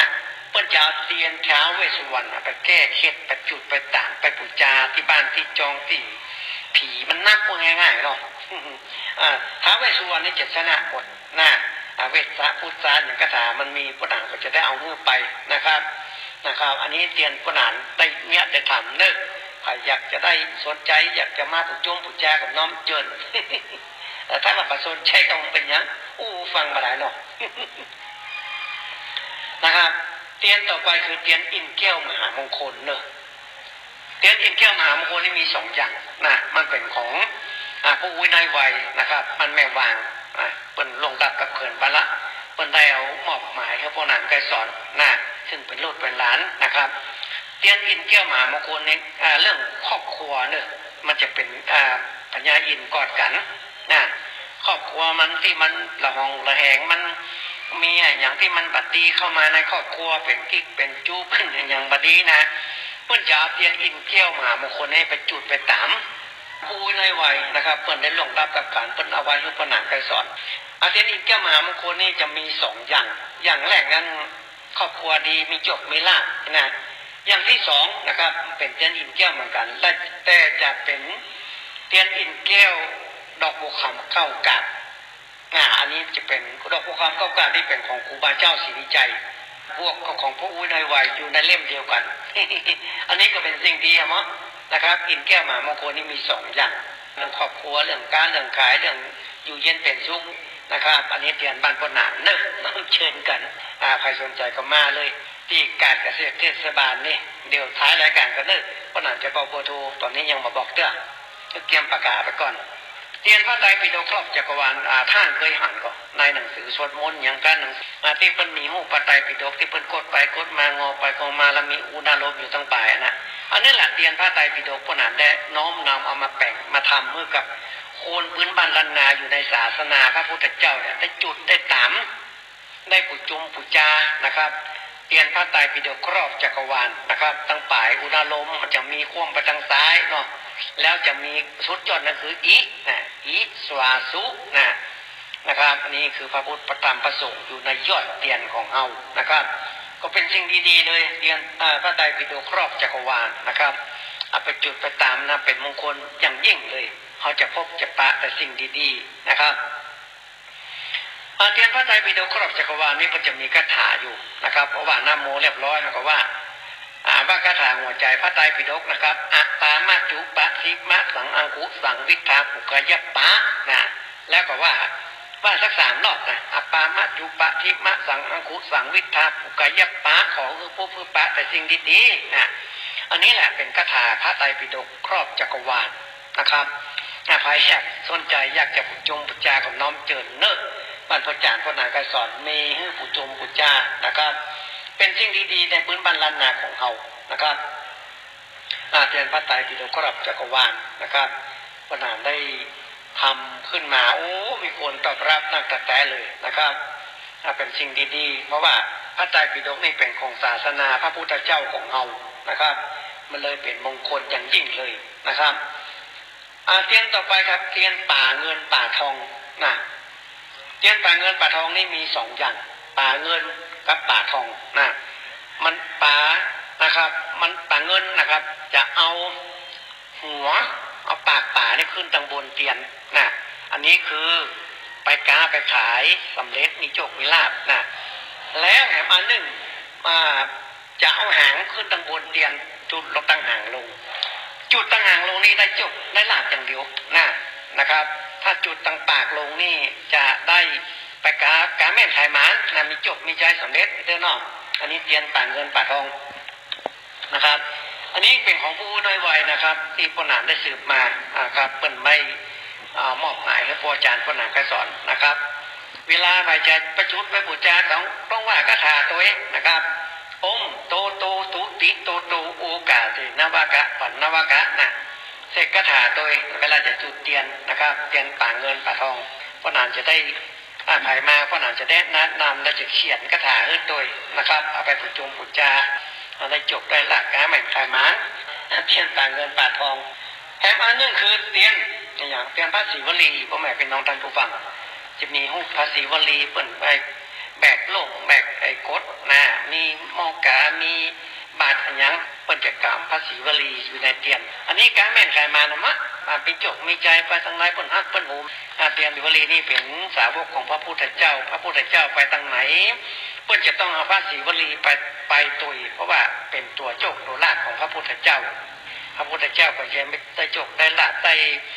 ปริวารน่ะอย่างคนมาใส่บาตรญาติพวกอย่างทั้งหลายไปเมตตาปาณีคนทั้งหลายในพิภพในที่พระพุทธเจ้าเพิ่นไปแสดงธรรมนะเพิ่นจะเอาพระศรีวลีไปนะครับเตียนพระศรีวลีเนี่ยเพิ่นจะมาคาถาโดยตุสาติมะทนังภูคังนัจจริติมะอะอุเนี่ยเวลาจุดนะเตียนพระศรีวลีอยากจะได้ก็น้อมเจิญเนิ่บรรพจารย์ปนาไกรสอนยินดีต้อนรับทุกท่านทุกคนเนอะอันต่อไปคือเตียนพระเจ้าชนะมารตั้งรูปมันนี่จะเป็นพุทธคุณ108แล้วมีไอ้ต่างๆมันนี่จะมีจตุรูนพเคราะห์มีจตุรูนพเคราะห์โดย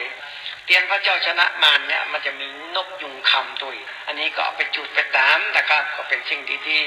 จะเกิดขึ้นกับตัวเฮาพอนานได้เนี้ยได้ทำมีหลายอย่างเตียนปูจา ก็เข้าไปดูได้นะครับที่เฟซบุ๊กของพ่อหนานเข้าไปดูที่อย่างก็เนี่ยม้าเสียบนางก็ได้พิมพ์ตัวไทยเนี่ยม้าเสียบนางมันก็จะหันป่าเตียนนี้เป็นรูปร่างอย่างใดเปิดแต่งงามก้อยก็เข้าไปดูได้เขามีของดีเขาบอกพวกเขาภัยจะไปหูนะพ่อแม่พี่น้องท่านผู้ฟังทั้งหลายเขาก็ต้องบอกกันมันจะผิดกฎหมายโลกแต่บ้านพ่อหนานมีหลายอย่างของดีน้ำมันเครือเขาหลงนี่เขาเอาไว้กับตัวเนี่ยเพิ่นจะรักจะลงเวลาเขากล้าเขาขายเพิ่นก็จะมั่นลงในสินค้าของเขานะ อันนี้น้ำมันเครือเขาหลงก็มีมันจะมีหั่นหลายอย่างกาฝากปะยมกาฝากรากกาฝากไม้คูณมันจะทวีคูณเนี่ยมันจะอยู่ในน้ำมันเครือเขาหลง ก็เข้าไปดูในอินเทอร์เน็ตเฟซบุ๊กของพ่อจานพ่อหนังไกรสอนเลิกนะครับของดีๆทั้งหลายอันนี้มันเป็นครั้งอันต่อไปคือสีพึ่งพญาครุฑนี่เวลาไผ่ที่ทำการทำงานทำการราชการที่มันแบบเงินเดือนแบบขึ้นกันเจ้านายบักการมันมีอำนาจมันมีอย่างสั่งการอย่างบ่ได้นะใช้สีพึ่งพญาครุฑนี่เอาไปมันจะเป็นขี้พึ่งอยู่กับพญาครุฑแล้วเพิ่นก็จะเอาไปทาปากทาหน้าทาตาอย่างเวลาไปไปจ่ายอย่างกับเจ้านายการคนลูกน้องกันมันจะฟังเขาหมดเขาจะมีอย่างเขาจะมีอำนาจสั่งการได้ง่ายๆหน่อยสีพึ่งพญาครุฑเนอะถ้าจะการจะขายก็เอาสีพึ่งอีปือไอปือ เอาไปไปกาแม่งขายหมันขายของดีก็เป็นสิ่งดีๆเลยที่พ่อหนานไกรสอนได้เนี้ยได้ทำใครอยากจะมาพ่อหนานก็น้อมเจิญเนอะที่การเกษตรเทศบาลข้างปัจจาหายานะครับที่เปิดขายต้นไม้ต้นดอกขายกงหมากงแมวขายอาหารป่าอาหารหมาอาหารแมวอากาศเกษตรเทศบาลอยู่ข้างปัจจาหายาเนอะก็น้อมเจิญกันทุกท่านทุกคนกำเดียวกันบอกว่าโทเนอะสมมาตัววันนี้จะบอกรอบเดียวสุดท้ายนะครับแป๊บหนึ่งนะครับอ่านต่อไปคือขอจ้างมงคลขอจ้างมงคลนี่จะต้องใจกับจ้างก่อนมาก่อนถึงจะดีเพราะว่าคนที่เพิ่นมีจ้างเนี่ยเพิ่นเอาไปขอไปซักหัวจ้างมันห้องอกห้องป่วยมันหัวแล้วก็เพิ่นก็ปูจาเอามาเป็นของขังเวลาเขาจะขออย่างขอจบขอหน้าขออย่างเนี่ยเพิ่นจะเอามาที่ฐานขอจ้างมงคลนี่ต้องเอามาลงอาคมก่อนเอามาลงอาคมก่อนมันถึงจะขลังเพิ่นจะว่าคาถาผู้ชุโชคขอกันหาจารีขอจารีโยกันหาโสชุชุโกปุสโกลาปเตปุจังวัตโกปฏิวันฐานังยะโสจิตติปีภูมิตังนัตุตินะเสติจิตตะปะวันตุเมนะผู้ชุโชคขอกันหาจารีเนี่ยเพิ่นจะเอามาเสกเป่านะครับขอจ้างมงคลจ้างขออธิษฐานขอจ้างมงคลเพิ่นว่าเพิ่นได้ลงอาคมแล้วเขาอยากจะขออย่างในชีวิตของเขาอันนี้เป็นของขลังบรรพชาพ่อหนังไกรสอนเนอะใครอยากจะมาสัมผัสมาดูมาพ่อมากอยความน้อมเจิญแถมอันหนึ่งของดีบรรพนานไปไถแก้อาถรรพ์นะครับ ใบไถตรงไถนาเนี่ยมันพลิกไล่ให้แก่ดีนะเปิ้นเอาใจกับตรงกับนามานะครับบ้านปนานี่มันมีตรงมีนาเนาะเพราะว่าพ่อแม่เปิ้นได้ละไว้ฮื้อนะปนากับเมื่อก่อนนี่เป็นอ้อนี่ไถนาไถนาเปิ้นเอาใบไถเนี่ยมาลงอาคมนะแล้วเปิ้นจะเอาสารสปอยเสกใส่เก้าใส่หัวเอาลาดใบไถลงใส่หัวน่าจะแก้อาถรรพ์นะตู้รองของร้ายกันได้ทำแท้งมาการอย่างนี้เนี่ยมันจะดีขึ้นหมดนะครับดีขึ้นหมดเลยใบไถลงอาคมเอามาแก้ตู้รองของร้ายเป็นพิษเป็นภัยอย่างในตัวเนี่ยแก้อาถรรพ์เนี่ยได้เลยพ่อแม่พี่น้องท่านผู้ฟังใบไถลงอาคมนะครับเป็นถ้อยเป็นความนี่น้ำหลอดบาดเด้อมันพอหนักเคยสอนนี่น้ำหลอดบาดมันจะเป็นหูดังลูกนะเวลาน้ำกระสายประกอบตัวดังลูกอันนี้เป็นห้องน้ำหลอดบาดเขาจะต้องว่ากระถาปู่ฤาษีนั้นหลอดโดยนะเวลาเปิดมาตวงเอาน้ำหลอดบาดปั้นปนหนาได้นะเขาต้องว่าเวลาเปิดตวงเอาปุ๊บเนี่ยเขาก็ต้องว่าพระอาอุสีวังภูมิมาจิตต่างมานิมาหรือพ่อปู่ฤาษีนาหลอดมานี่มาปัจจิติเมปุ่มเลือมหานาโลโทฮิโลกะเลยปัญญังโดเนวาตุสุกายยังหังโกลืออะไรหรือยังพ่อปู่ฤาษีนาหลอดขออัญเชิญเสด็จมาจะตัวหิมาเกิดหรือพระกวาอุทาตัวจะพระกษัตริย์คงเนี่ยเวลาพ่นจะเอาน้ำหลอดบาดไปนี่พ่นหนต้องว่าพระคาถาฤาษีนารอดนี่มันจะหลอดทุกสิ่งทุกอย่างเลยภัยร้ายต่างหลายมันจะหลอดไปหมดมันจึงมาอยู่กับเฮามาเป็นถ้อยเป็นความนี่เอาขึ้นลงขึ้นศาลเนี่ยมันจะหลอดเลยเวลาเอาไปสอบผ่านสอบอันอย่างมันแบบผ่านได้นะเข้ากิจการงานของรัฐของหลวงอย่างทั้งหลายเนี่ยบริษัทด้านการอย่างเอาไปสอบคนแบบผ่านเนี่ยเปิ้นจะต้องเอาน้ำหลอดบาดหรือว่าเอาใบไถลงอาคมเนี่ยเอาน้ำซุมมินส้มปล่อยลาดใบไถลงใส่หัวแล้วมันก็จะดีที่พวกนั้นเนี่ยพวกนั้นทำนี่ประเจ้าพวกนั้นเนี่ยพวกนั้นทำไปเลยนะครับทำตามครูบาอาจารย์ที่เพิ่นได้สั่งได้สอนบ่ได้ผิดจารีตคิดหอยอันหยังเพราะว่าหลายที่หลายต่างครูบาอาจารย์ต่างกรุงเทพกรุงทางที่หลายที่หลายต่างครูบาอาจารย์ที่มีชื่อเสียงโด่งดังเนี่ยเพิ่นทำกันอยู่อย่างของใบไถเรื่องขอจ้างมงคลอย่างทั้งหลายนี่น้ำหลอดบาดอย่างทั้งหลายนี่นะไม่ใช่ว่าพวกนั้นไปสอนเนี้ยคนเดียวทำคนเดียวครูบาอาจารย์หลายที่หลายต่างเพิ่นก็ทำกันอยู่เป็นสิ่งดีเลยพ่อแม่พี่น้องท่านผู้ฟังทั้งหลายไผอยากจะได้ของเหล่านี้ที่พ่อจารย์ว่าเนี่ยพ่อหนานก็สอนว่าเนี่ยมาบ้านพ่อหนานเด้อเอาเปิดหัวกันอ่ะ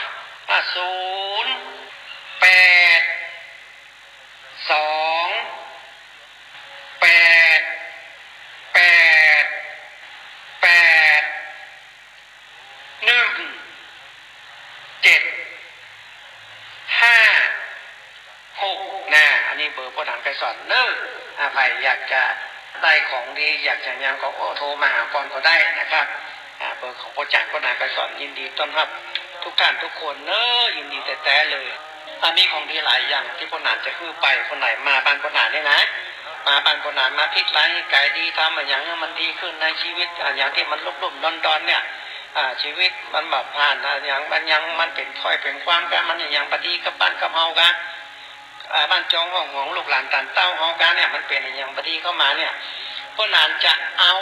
ส้มป่วยที่เสกแล้วเนี่ยเอาไปแก้ไปอาบที่บ้านเนอะเอาไปเสกไปเป่าเรียบร้อยแล้วพ่อหนานอาจจะเอาไปไปอาบที่บ้านนะครับพ่อหนานจะมนต์อย่างดีเลยนะครับนี่เป็นของดีบ้านพ่อหนานเนอะร้านอาหารอันหนึ่งจะมียันจตุโลโลภเคราะห์เลยนะอันนี้รับรองเลยนะครับเป็นสิ่งดีๆเลยพ่อหนานจะให้ทุกคนเลยยันจตุโลโลภเคราะห์พุทธคุณ108นี่พ่อหนานจะเอาให้ทุกท่านทุกคนที่มาบ้านพ่อหนานนี่นะพ่อหนานยินดีแต่เลยนะครับเป็นสิ่งดีๆเนาะไปมานะครับก็ยินดีด้วยนะครับถ้าท่านมีความเชื่อความศรัทธานะครับในเรื่องราวเหล่านี้ก็น้อมเจริญเนอะมันพ่อจารย์พ่อหนานก็สอนยินดีต้อนรับทุกท่านทุกคนนะครับที่การเกษตรเทศบาลนะครับข้างปัจจัยหายานะครับก็น้อมเจริญกันเนอะทุกท่านทุกคนนะครับมาเอาหาพ่อจารย์พ่อหนานก็สอนนะครับยินดีต้อนรับทุกท่านทุกคนนะครับก็มาบ้านพ่อหนานได้โทรมาหาก่อนก็ได้ถามว่าพ่อหนานวันนี้อยู่ก็หายนะโทรมาถามนะครับรายการของพ่อหนานก็มีหลายสถานีนะครับที่พ่อแม่พี่น้องท่านผู้ฟัง คือจะมองถ้าพ่อหนานออกเวลาไหนก็ฟังเวลานั้นนะเพราะว่าเจ้าของสถานีเพิ่นจะออกคือเวลานั้นที่เป็นพ่อแม่พี่น้องท่านผู้ฟังได้ยินได้ฟังนะเวลาไหนก็ฟังเวลานั้นหลายที่หลายต่างเนอะก็ฟังกันอยู่นะครับอันนี้แหละครับพ่อแม่พี่น้องท่านผู้ฟังของดีถ้าเอาบอกคือเปิ่นเนี่ยเพิ่นบอกหูหรอกคนทั้งหลายบอกว่ามันมีอย่างพ่อของดีทั้งหลายนี่นะเขาได้บอกได้กล่าวนะเขาเป็นครูบาอาจารย์เขาต้องบอกดิใช่ไหมเขาต้องบอกว่าอันไหนดีเนอะอันนี้ครูบาอาจารย์ต่างเจ้าพ่ออุ้ยแม่มอนเขาเพิ่นได้สั่งได้สอนมาเพิ่นมาเฮ้ยอย่างนี้เนอะนะเป็นกระท่องกระถาเนี่ยมันเป็นของดีล้านนาของเฮามันมีไปซื้อไปสอดตะไดอันนี้ก็น้อมเจิญเนอะพ่อแม่พี่น้องท่านผู้ฟังทั้งหลายนะครับน้อมเจิญที่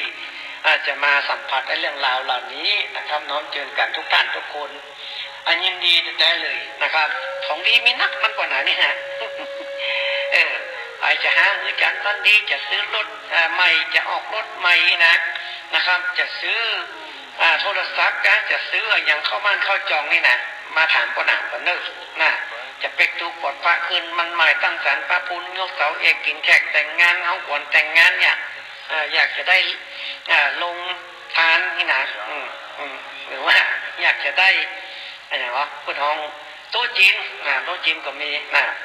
จะเอาเป็น100 โต๊ะก็ได้ราคาถูกยินดีต้อนรับทุกท่านทุกคนเนอะ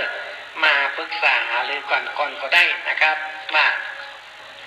การงานอะไรอยากจะถามก็หนามแต่บอกมือจันมันดีก็น้อมเจิญเนอะ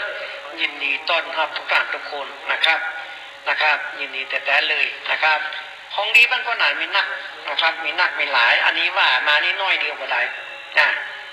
น้อยเดียวก็ได้แต่เรามีเยอะกว่านี้เลยว่าประมวลหลอกภายในที่คือเวลาเพิ่นคือเวลาเนี่ยประมาณ50 กว่านาทีเนี่ย60 นาทีเนี่ยมันมากประมวลหลอกมันนักอันนี้สาธยายเล็กๆน้อยๆกับพ่อแม่พี่น้องท่านผู้ฟังได้ยินได้ฟังกันนะครับก็ขอขอบคุณยินดีกับเจ้าของสถานีเป็นเนอร์ที่เปิดฮือโอกาสเวลาของพ่ออาจารย์พ่อหนังไกรสอนได้มาอู้จ๋าอู้เอิญคือพ่อแม่พี่น้องท่านผู้ฟังพื้นบ้านล้านนากันเป็นประจำท่านฟังเวลาไหนก็คือไปฟังเวลานั้น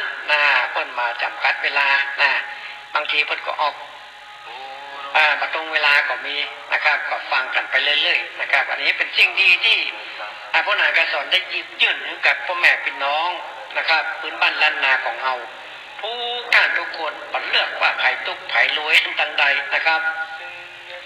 ก็น้อมเจิญเนอะใครจะมาบ้านพ่อหนานก็น้อมเจิญสนใจเรื่องเตียนการสนใจเรื่อง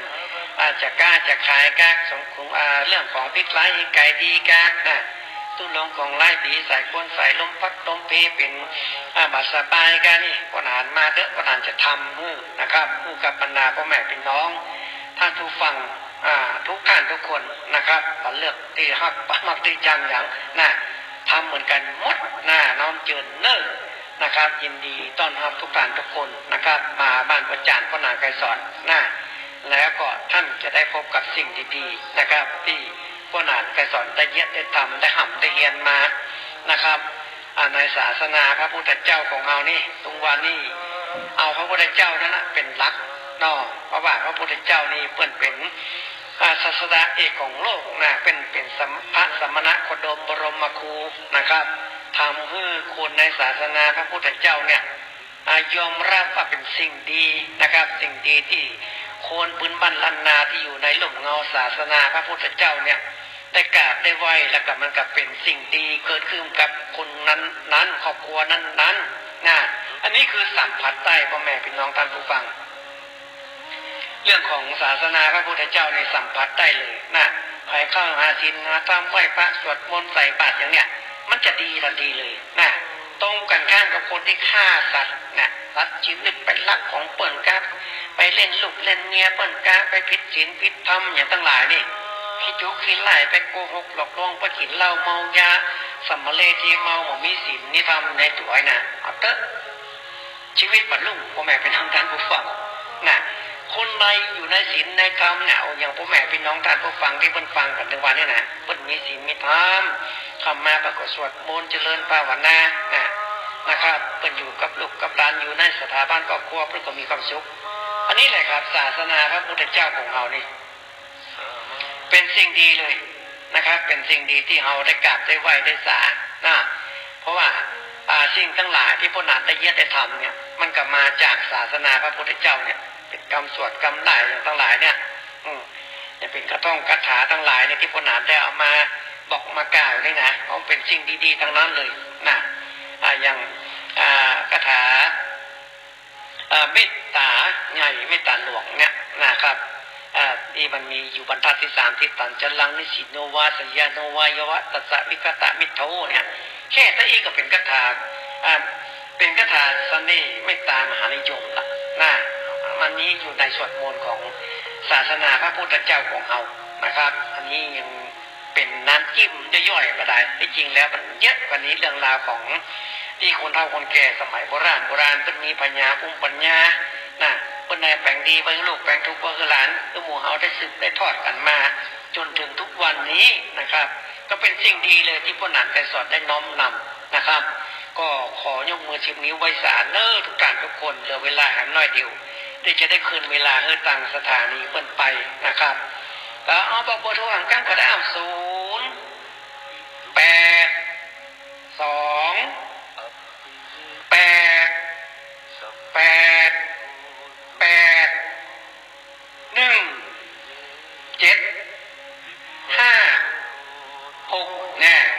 ฟังกัน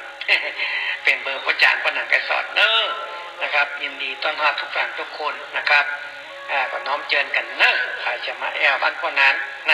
หรือว่าจะโทรมามาจาก่อนก็ได้ที่ปนันได้บอกเบอร์แค่นะครับก็จำไว้ว่าถ้าปนันออกเวลาไหนก็คือฟังเวลานั้นอันนี้เป็นสิ่งดีๆที่ปนันไกสอนได้ยิบยื่นให้กับคนทั้งหลายพื้นบ้านล้านนาของเฮานะครับเอาแฟนรายการของพ่อจันกันนักจะแท้ก็ขอขอบคุณยินดีกับทุกท่านทุกคนที่มาฟังรายการสปะเรื่องเมืองล้านนานะครับของพ่อจันพ่อหนังไกรสอนนะครับก็มาฟังกันได้เลยจะมีของดีเรื่อยๆมาฟังใครสงสัยติดใจสงสัยอะไรก็โทรมามาจ่าอย่างกิจการงานบุญเรื่องอะไรอย่างที่มันแก้เคล็ดกันในชีวิตของเรามันบัดดีมันอย่างจะให้มันดีขึ้นโทรมากับพ่อหนานได้ยินดีต้อนรับทุกท่านทุกคนนะครับวันนี้จะได้ยกมือ10 นิ้วไว้สานะครับกราบลาไปก่อนนะครับวันหน้าก็มาปะกันใหม่วันนี้ขอพ่อแม่พี่น้องท่านผู้ฟังทั้งหลายอยู่สุขอยู่ม่อนกินบันกันทุกท่านทุกคนพระพุทธประธรรมประสงค์องค์เทพองค์เจ้าจุตนจุองค์ผู้ปกรักษาทุกท่านทุกคนจตารโรธรรมาวัฏฏิอายุวันโนสุขังปะลัง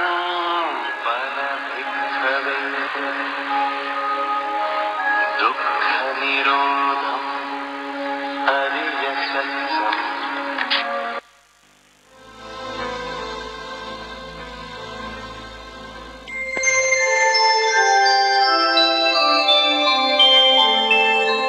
ขณะนี้